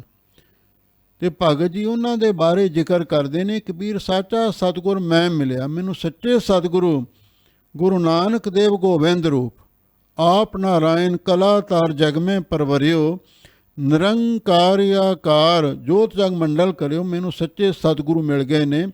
ਸ਼ਬਦ ਜੋ ਬਾਹਿਆ ਏਕ, ਤੇ ਉਹਨਾਂ ਨੇ ਐਸਾ ਸ਼ਬਦ ਇੱਕ ਤੀਰ ਸਾਡੇ 'ਤੇ ਚਲਾ ਦਿੱਤਾ, ਬਸ ਉਹਨੇ ਸਾਡੇ ਕਾਲਜੇ ਨੂੰ ਵਿੰਨ ਛੱਡਿਆ ਹੈ। ਲਾਗਤ ਹੀ ਭੋਏ ਮਿਲ ਗਿਆ, ਭਰਿਆ ਕਲੇਜੇ ਛੇਕ। ਲੋ ਭਗਤ ਜੀ ਕਹਿੰਦੇ ਜਿਹੜਾ ਸਤਿਗੁਰੂ ਨੇ ਸ਼ਬਦ ਦਾ ਤੀਰ ਮਾਰਿਆ ਉਹਦੇ ਨਾਲ ਮੇਰੇ ਕਲੇਜੇ ਦੇ ਵਿੱਚ, ਕਾਲਜੇ ਦੇ ਵਿੱਚ, ਮੇਰੇ ਸੀਨੇ ਵਿੱਚ ਛੇਕ ਪੈ ਗਿਆ, ਵਿੰਨ ਗਿਆ ਮੇਰੇ ਸੀਨੇ ਨੂੰ। ਲਾਗਤ ਹੀ ਭੋਈ ਗਿਰ ਪਰਿਆ, ਬਸ ਉਹ ਸ਼ਬਦ ਦੇ ਤੀਰ ਲੱਗਣ ਦੇ ਨਾਲ ਮੈਂ ਤੇ ਧਰਤੀ ਉੱਤੇ ਮਿਲ ਗਿਆ, ਧਰਤੀ ਉੱਤੇ ਡਿੱਗ ਪਿਆ। ਜਦੋਂ ਕਿਸੇ ਦੇ ਤੀਰ ਵੱਜਦਾ ਹੈ ਨਾ ਤੇ ਫਿਰ ਉਹ ਗਸ਼ ਖਾ ਕੇ ਜ਼ਮੀਨ 'ਤੇ ਡਿੱਗ ਪੈਂਦਾ। ਇਸੇ ਤਰ੍ਹਾਂ ਜਦੋਂ ਸਤਿਗੁਰੂ ਨੇ ਮੈਨੂੰ ਸ਼ਬਦ ਦਾ ਤੀਰ ਮਾਰਿਆ, ਬਾਣੀ ਦਾ ਤੀਰ ਮਾਰਿਆ, ਮੇਰੇ ਸੀਨੇ ਦੇ ਵਿੱਚ ਵੈਰਾਗ ਦਾ ਛੇਕ ਪਾ ਦਿੱਤਾ। ਤੇ ਉਸ ਵੈਰਾਗ ਦੇ ਕਾਰਨ ਤੇ ਮੇਰਾ ਹੰਕਾਰ ਦੇ ਅਧਿਆਸ ਦੂਰ ਹੋ ਗਿਆ ਤੇ ਮੈਂ ਵੀ ਧਰਤੀ ਦੇ ਵਿੱਚ ਹੀ ਮਿਲ ਗਿਆ। ਕਬੀਰ ਸਾਚਾ ਸਤਿਗੁਰ ਕਿਆ ਕਰੈ, ਜੋ ਸਿੱਖਾਂ ਮਹਿ ਚੂਕ। ਲੋ ਭਗਤ ਜੀ ਦੇ ਪਾਸ ਕਿਸੇ ਕੋਲ ਬੈਠੇ ਪ੍ਰੇਮੀ ਨੇ ਸਵਾਲ ਕਰ ਦਿੱਤਾ, ਕਹਿੰਦੇ ਭਗਤ ਜੀ ਤੁਹਾਡੇ ਉੱਤੇ ਤਾਂ ਸ਼ਬਦ ਦਾ ਅਸਰ ਹੋ ਗਿਆ, ਪਰ ਕਈ ਜਿਹੜੇ ਇਹੋ ਜਿਹੇ ਵੀ ਸਿੱਖ ਹੁੰਦੇ ਨੇ ਵੀ ਜਿਨ੍ਹਾਂ 'ਤੇ ਬਾਣੀ ਦਾ ਉਪਦੇਸ਼ ਦਾ ਕੋਈ ਅਸਰ ਨਹੀਂ ਹੁੰਦਾ। ਫਿਰ ਇਹਦੇ ਵਿੱਚ ਕਸੂਰ ਕਿਸ ਦਾ ਹੋਵੇਗਾ? ਕੀ ਗੁਰੂ ਦਾ ਕਸੂਰ ਹੈ, ਜਾਂ ਗੁਰੂ ਦੀ ਬਾਣੀ ਵਿੱਚ ਕੋਈ ਫਰਕ ਹੈ, ਜਾਂ ਗੁਰੂ ਦੇ ਉਪਦੇਸ਼ ਦੇ ਵਿੱਚ ਕੋਈ ਅੰਤਰ ਹੈ? ਤਾਂ ਭਾਈ ਜੀ ਕਹਿੰਦੇ ਨਹੀਂ, ਸੁਣੋ। ਕਬੀਰ ਸਾਚਾ ਸਤਿਗੁਰ ਕਿਆ ਕਰੇ ਜੋ ਸਿੱਖਾਂ ਮੈਂ ਚੂਕ। ਚੂਕ ਦਾ ਅਰਥ ਹੈ ਉਕਾਈ, ਚੂਕ ਦਾ ਅਰਥ ਹੈ ਭੁੱਲ ਚੁੱਕ, ਗਲਤੀ। ਉਹ ਤੇ ਸਿੱਖਾਂ ਦੇ ਵਿੱਚ ਹੈ। ਜਦੋਂ ਸਿੱਖਾਂ ਦੇ ਵਿੱਚ ਹੀ ਕੋਈ ਗਲਤੀ ਹੋਵੇ, ਕੋਈ ਨੁਕਸ ਹੋਵੇ, ਸਾਚਾ ਸਤਿਗੁਰ ਕਿਆ ਕਰੇ, ਫਿਰ ਉੱਥੇ ਸੱਚਾ ਸਤਿਗੁਰੂ ਵੀ ਕੀ ਕਰ ਸਕਦਾ ਹੈ? ਤੇ ਫਿਰ ਉੱਥੇ ਸੱਚੇ ਸਤਿਗੁਰੂ ਦੀ ਵੀ ਕੋਈ ਵਾਹ ਪੇਸ਼ ਨਹੀਂ ਜਾਂਦੀ ਜਦੋਂ ਸਿੱਖਾਂ ਦੇ ਵਿੱਚ ਇੱਕ ਵੱਡਾ ਨੁਕਸ ਹੋਵੇਗਾ। ਅੰਦੇ ਏਕ ਨਾ ਲਾਗ ਗਈ, ਜਿਉ ਬਾਂਸ ਬਜਾਈਐ ਫੂਕ। ਉਹ ਨੁਕਸ ਕੀ ਹੈ? ਉਹ ਨੁਕਸ ਇਹ ਹੈ, ਗੁਰਸਿੱਖ ਦੇ ਮਨ ਦੇ ਅੰਦਰ ਗੁਰੂ ਪ੍ਰਤੀ ਭਰੋਸਾ ਨਹੀਂ ਹੈ, ਸ਼ਰਧਾ ਨਹੀਂ ਹੈ। ਉਹ ਗੁਰੂ ਦੀ ਬਾਣੀ ਨੂੰ, ਗੁਰੂ ਦੇ ਉਪਦੇਸ਼ ਨੂੰ ਸੁਣਦਾ ਜ਼ਰੂਰ ਹੈ, ਪਰ ਇੱਕ ਕੰਨ ਰਾਹੀਂ ਸੁਣਦਾ, ਦੂਜੇ ਰਾਹੀਂ ਬਾਹਰ ਕੱਢ ਦਿੰਦਾ। ਉਹਦੀ ਹਾਲਤ ਇਹ ਹੈ ਜੋ ਬਾਂਸ ਬਜਾਈਆ ਫੂਕ। ਜਦੋਂ ਆਪਾਂ ਬਾਂਸ ਦੇ ਵਿੱਚ ਫੂਕ ਮਾਰਦੇ ਹਾਂ ਤੇ ਉਹ ਜਿਹੜੀ ਹਵਾ ਹੈ ਅਗਲੇ ਪਾਰ ਨਿਕਲ ਜਾਂਦੀ ਹੈ। ਅੰਧੇ ਏਕ ਨਾ ਲਾਗੀ, ਜਿਹੜਾ ਮਾਨਸਿਕ ਤੌਰ 'ਤੇ ਅੰਨਾ ਸਿੱਖ ਹੈ, ਉਹ ਗੁਰਦੁਆਰੇ ਵੀ ਜਾਂਦਾ ਹੈ, ਬਾਣੀ ਗੁਰੂ ਦਾ ਉਪਦੇਸ਼ ਵੀ ਸੁਣਦਾ ਹੈ, ਪਰ ਉਹਦੇ ਉੱਤੇ ਇੱਕ ਵੀ ਅਸਰ ਨਹੀਂ ਹੁੰਦਾ, ਇੱਕ ਰਾਈ ਜਿੰਨਾ ਵੀ ਉਹਦੇ ਉੱਤੇ ਅਸਰ ਨਹੀਂ ਪੈਂਦਾ। ਜੋ ਸੁਣਦਾ ਹੈ ਤੇ ਉਹ ਇੱਕ ਕੰਨ ਰਾਹੀਂ ਸੁਣਿਆ, ਦੂਜੇ ਕੰਨ ਰਾਹੀਂ ਬਾਹਰ ਕੱਢ ਦਿੰਦਾ ਹੈ ਤੇ ਪੱਲੇ ਝਾੜ ਕੇ ਘਰ ਨੂੰ ਉੱਠ ਕੇ ਤੁਰ ਜਾਂਦਾ ਹੈ। ਫਿਰ ਉਹਨੂੰ ਕੀ ਲਾਭ ਹੋਣਾ ਗੁਰੂ ਕੋਲ ਜਾ ਕੇ? ਉਹ ਗੁਰੂ ਕੋਲ ਜਾ ਕੇ ਵੀ ਗੁਰੂ ਦੀਆਂ ਦਾਤਾਂ ਤੋਂ ਵਾਂਝਾ ਰਹਿ ਜਾਂਦਾ ਹੈ। ਕਬੀਰ ਹੈ ਗੈ ਬਾਹਨ ਸਗਨ ਕਨ ਛਤਰਪਤੀ ਕੀ ਨਾਰ। ਲੋ ਭਗਤ ਜੀ ਕਹਿੰਦੇ ਇੱਕ ਪਾਸੇ ਕਿਸੇ ਮਹਾਰਾਜੇ ਦੀ ਰਾਣੀ ਹੈ ਤੇ ਦੂਜੇ ਪਾਸੇ ਰੱਬ ਦੀ ਬੰਦਗੀ ਕਰਨ ਵਾਲੇ ਮਹਾਂਪੁਰਖਾਂ ਦੀ ਦਾਸੀ ਹੈ। ਉਹਨਾਂ ਦੇ ਵਿੱਚ ਕੀ ਅੰਤਰ ਹੈ? ਤੇ ਭਗਤ ਜੀ ਇਹਦਾ ਅੱਗੇ ਕੰਪੀਟੀਸ਼ਨ ਕਰਦੇ ਹਨ। ਕਬੀਰ ਹੈ ਗੈ ਬਾਹਨ ਸਗਨ ਕਨ ਛਤਰਪਤੀ ਕੀ ਨਾਰ। ਕਬੀਰ ਭਗਤ ਜੀ ਕਹਿੰਦੇ ਇੱਕ ਛਤਰਪਤੀ, ਛਤਰਾਂ ਦਾ ਮਾਲਕ ਕੋਈ ਰਾਜਾ ਹੈ, ਮਹਾਰਾਜਾ ਹੈ, ਉਹਦੇ ਕੋਲੇ ਬਹੁਤ ਸਾਰੇ ਹੈ ਘੋੜੇ, ਗੈ, ਹਾਥੀ, ਤੇ ਬਾਹਨ ਦਾ ਅਰਥ ਹੈ ਰਾਥ, ਪਾਲਕੀਆਂ ਆਦਿਕ। ਸਗਨ ਕਨ ਬਹੁਤ ਜ਼ਿਆਦਾ ਉਹਦੇ ਕੋਲੇ ਸੁੱਖ ਦੇ ਸਾਧਨ ਨੇ। ਤੇ ਉਸ ਮਹਾਰਾਜੇ ਦੇ ਘਰ ਦੇ ਵਿੱਚ ਉਹਦੀ ਰਾਣੀ ਵੀ ਰਹਿੰਦੀ ਹੈ।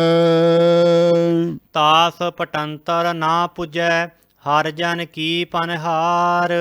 ਪਰ ਜੋ ਵਾਹਿਗੁਰੂ ਦੇ ਦਾਸਾਂ ਦੀ ਪਨਿਹਾਰ ਪਾਣੀ ਢੋਣ ਵਾਲੀ ਕੋਈ ਦਾਸੀ ਹੈ, ਭਾਵ ਕੋਈ ਗਰੀਬ ਬੀਬੀ ਜਿਹੜੀ ਮਹਾਂਪੁਰਖਾਂ ਦੇ ਘਰ ਦੇ ਵਿੱਚ ਰਹਿ ਕੇ, ਅਸਥਾਨ 'ਤੇ ਰਹਿ ਕੇ ਝਾੜੂ ਬਹਾਰੂ ਦੀ ਸੇਵਾ ਕਰਦੀ ਹੈ, ਜਲ ਛਿੜਕਦੀ ਹੈ, ਤਾਸ ਪਟੰਤਰ ਨਾ ਪੁੱਜੈ, ਜਿਹੜੀ ਉਹ ਰਾਜੇ ਦੀ ਰਾਣੀ ਹੈ, ਉਸ ਵਾਹਿਗੁਰੂ ਦੇ ਪਿਆਰਿਆਂ ਦੀ ਦਾਸੀ ਦੇ ਪਟੰਤਰ ਦਾ ਅਰਥ ਹੈ ਬਰਾਬਰ ਨਹੀਂ ਪਹੁੰਚ ਸਕਦੀ।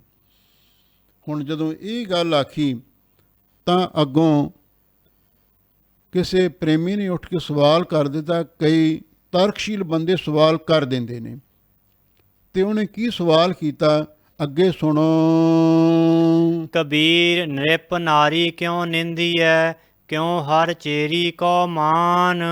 ਉਸ ਤਰਕਸ਼ੀਲ ਬੰਦੇ ਨੇ ਭਗਤ ਜੀ ਨੂੰ ਆਖਿਆ, ਭਗਤ ਜੀ ਤੁਸੀਂ ਉਸ ਰਾਜੇ ਦੀ ਰਾਣੀ ਨੂੰ ਕਿਉਂ ਨਿੰਦਦੇ ਹੋ, ਕਿਉਂ ਮਾੜਾ ਕਹਿੰਦੇ ਹੋ?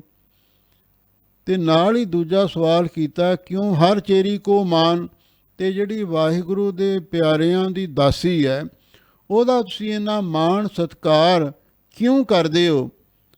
ਰਾਣੀ ਨੂੰ ਨਿੰਦੇ ਹੋ ਤੇ ਦਾਸੀ ਨੂੰ ਤੁਸੀਂ ਸਲਾਹੁੰਦੇ ਹੋ। ਉਹ ਮੰਗ ਸਵਾਰੈ ਬਿਖੈ ਕੋ ਉਹ ਸਿਮਰੈ ਹਰ ਨਾਮ। ਲੋ ਭਾਈ ਜੀ ਕਹਿੰਦੇ ਇਹਦਾ ਜਵਾਬ ਇਹ ਹੈ, ਉਹ ਜਿਹੜੀ ਰਾਜੇ ਦੀ ਰਾਣੀ ਹੈ ਉਹ ਵਿਸ਼ੇ ਸੁਖ ਵਾਸਤੇ ਆਪਣੀਆਂ ਮੰਗ ਦਾ ਅਰਥ ਹੈ ਪੱਟੀਆਂ ਨੂੰ ਸਵਾਰਦੀ ਹੈ। ਜਿਵੇਂ ਖਾਸ ਕਰਕੇ ਜਿਹੜੀਆਂ ਮਾਈਆਂ ਬੀਬੀਆਂ ਨੇ ਆ ਜਿਹੜੇ ਸਿਰ ਦੇ ਵਾਲਾਂ ਦੀਆਂ ਪੱਟੀਆਂ ਬਣਾ ਬਣਾ ਕੇ, ਮਿੱਡੀਆਂ ਗੁੰਦ ਗੁੰਦ ਕੇ, ਤੇ ਇਹ ਵੀ ਇੱਕ ਸ਼ਿੰਗਾਰ ਲਾਉਂਦੀਆਂ ਨੇ। ਮੰਗ ਦਾ ਅਰਥ ਹੁੰਦਾ ਚੀਰ ਕੱਢ ਕੱਢ ਕੇ ਵਾਲਾਂ ਦੀਆਂ ਪੱਟੀਆਂ ਬਣਾਉਣੀਆਂ। ਉਹ ਮੰਗ ਸਵਾਰਾ ਬਿਖੈ ਕੋ, ਉਹ ਜਿਹੜੀ ਰਾਜੇ ਦੀ ਰਾਣੀ ਹੈ ਉਹ ਵਿਸ਼ਿਆਂ ਦੇ ਸੁੱਖ ਵਾਸਤੇ ਤੇ ਉਹ ਵਾਲਾਂ ਦੀਆਂ ਪੱਟੀਆਂ ਬਣਾ ਬਣਾ ਕੇ ਬੜੀਆਂ ਸੋਹਣੀਆਂ ਸਵਾਰਦੀ ਹੈ। ਉਹ ਸਿਮਰੈ ਹਰ ਨਾਮ, ਪਰ ਜਿਹੜੀ ਰੱਬ ਦੇ ਪਿਆਰਿਆਂ ਦੀ ਦਾਸੀ ਹੈ ਤੇ ਉਹਨੂੰ ਇਹੋ ਜਿਹੇ ਵਿਸ਼ਿਆਂ ਦੀ ਕੋਈ ਇੱਛਾ ਹੀ ਨਹੀਂ ਹੁੰਦੀ। ਉਹਦਾ ਮਨੋਰਥ ਇਹੀ ਹੁੰਦਾ ਵੀ ਮੈਂ ਸੇਵਾ ਕਰਕੇ ਜੀਵਨ ਸਫਲ ਕਰਨਾ, ਤੇ ਫਿਰ ਸੇਵਾ ਵੀ ਕਰਦੀ ਹੈ ਤੇ ਨਾਲ ਵਾਹਿਗੁਰੂ ਦਾ ਸਿਮਰਨ ਵੀ ਕਰਦੀ ਹੈ। ਹੁਣ ਤੁਸੀਂ ਦੱਸੋ, ਵਾਹਿਗੁਰੂ ਦਾ ਸਿਮਰਨ ਕਰਨ ਵਾਲਾ ਬੰਦਾ ਮਹਾਨ ਹੁੰਦਾ ਤੇ ਜਾਂ ਜਿਹੜਾ ਵਿਸ਼ੇ ਸੁੱਖ ਵਾਸਤੇ ਜਿਹੜਾ ਹਾਰ ਸ਼ਿੰਗਾਰ ਕਰਦਾ ਉਹ ਚੰਗਾ ਹੋ ਸਕਦਾ? ਪਰ ਭਗਤ ਜੀ ਕਹਿੰਦੇ ਜਿਹੜਾ ਰੱਬ ਦੀ ਬੰਦਗੀ ਕਰਨ ਵਾਲਾ ਉਹੀ ਮਹਾਨ ਹੁੰਦਾ ਹੈ। ਪੰਡਤ ਸੂਰ ਛਤਰਪਤ ਰਾਜਾ ਭਗਤ ਬਰਾਬਰ ਔਰ ਨਾ ਕੋਈ। ਵਾਹਿਗੁਰੂ ਦੇ ਪਿਆਰੇ ਪੰਡਤਾਂ ਨਾਲੋਂ, ਸੂਰਮਿਆਂ ਨਾਲੋਂ, ਰਾਜੇ ਮਹਾਰਾਜਿਆਂ ਦੇ ਨਾਲੋਂ, ਸਾਰਿਆਂ ਨਾਲੋਂ ਉੱਚੇ ਹੁੰਦੇ ਨੇ। ਕਿਉਂ? ਵਾਹਿਗੁਰੂ ਵੱਡਾ ਹੈ ਤੇ ਜਿਹੜੇ ਵੱਡੇ ਦੀਆਂ ਵਡਿਆਈਆਂ ਕਰੇ ਫਿਰ ਉਹ ਵੀ ਸਭ ਤੋਂ ਵੱਡਾ ਬਣ ਜਾਂਦਾ ਹੈ। ਇਸੇ ਵਾਸਤੇ ਅਸੀਂ ਉਸ ਦਾਸੀ ਦੀ ਸੋਭਾ ਵਡਿਆਈ ਉਚਾਰਨ ਕੀਤੀ ਹੈ। ਇਹ ਹੈ ਪਾਵਨ ਭਗਤ ਕਬੀਰ ਜੀ ਦੀ ਬਾਣੀ ਦੀ ਵਿਚਾਰ ਜੋ ਸੰਗਤਾਂ ਨੇ ਸਰਵਣ ਕੀਤੀ ਹੈ। ਹੁਣ ਇੱਥੇ ਸਮਾਪਤੀ ਕਰਦੇ ਹਾਂ। ਹੋਈਆਂ ਭੁੱਲਾਂ ਚੁੱਕਾਂ ਲਈ ਖਿਮਾ ਕਰਨਾ। ਕਬੀਰ ਨ੍ਰਿਪ ਨਾਰੀ ਕਿਉਂ ਨਿੰਦੀਐ ਕਿਉਂ ਹਰ ਚੇਰੀ ਕੋ ਮਾਨ। ਉਹ ਮੰਗ ਸਵਾਰੈ ਬਿਖੈ ਕੋ ਉਹ ਸਿਮਰੈ ਹਰ ਨਾਮ। ਵਾਹਿਗੁਰੂ ਜੀ ਕਾ ਖਾਲਸਾ, ਵਾਹਿਗੁਰੂ ਜੀ ਕੀ ਫਤਿਹ।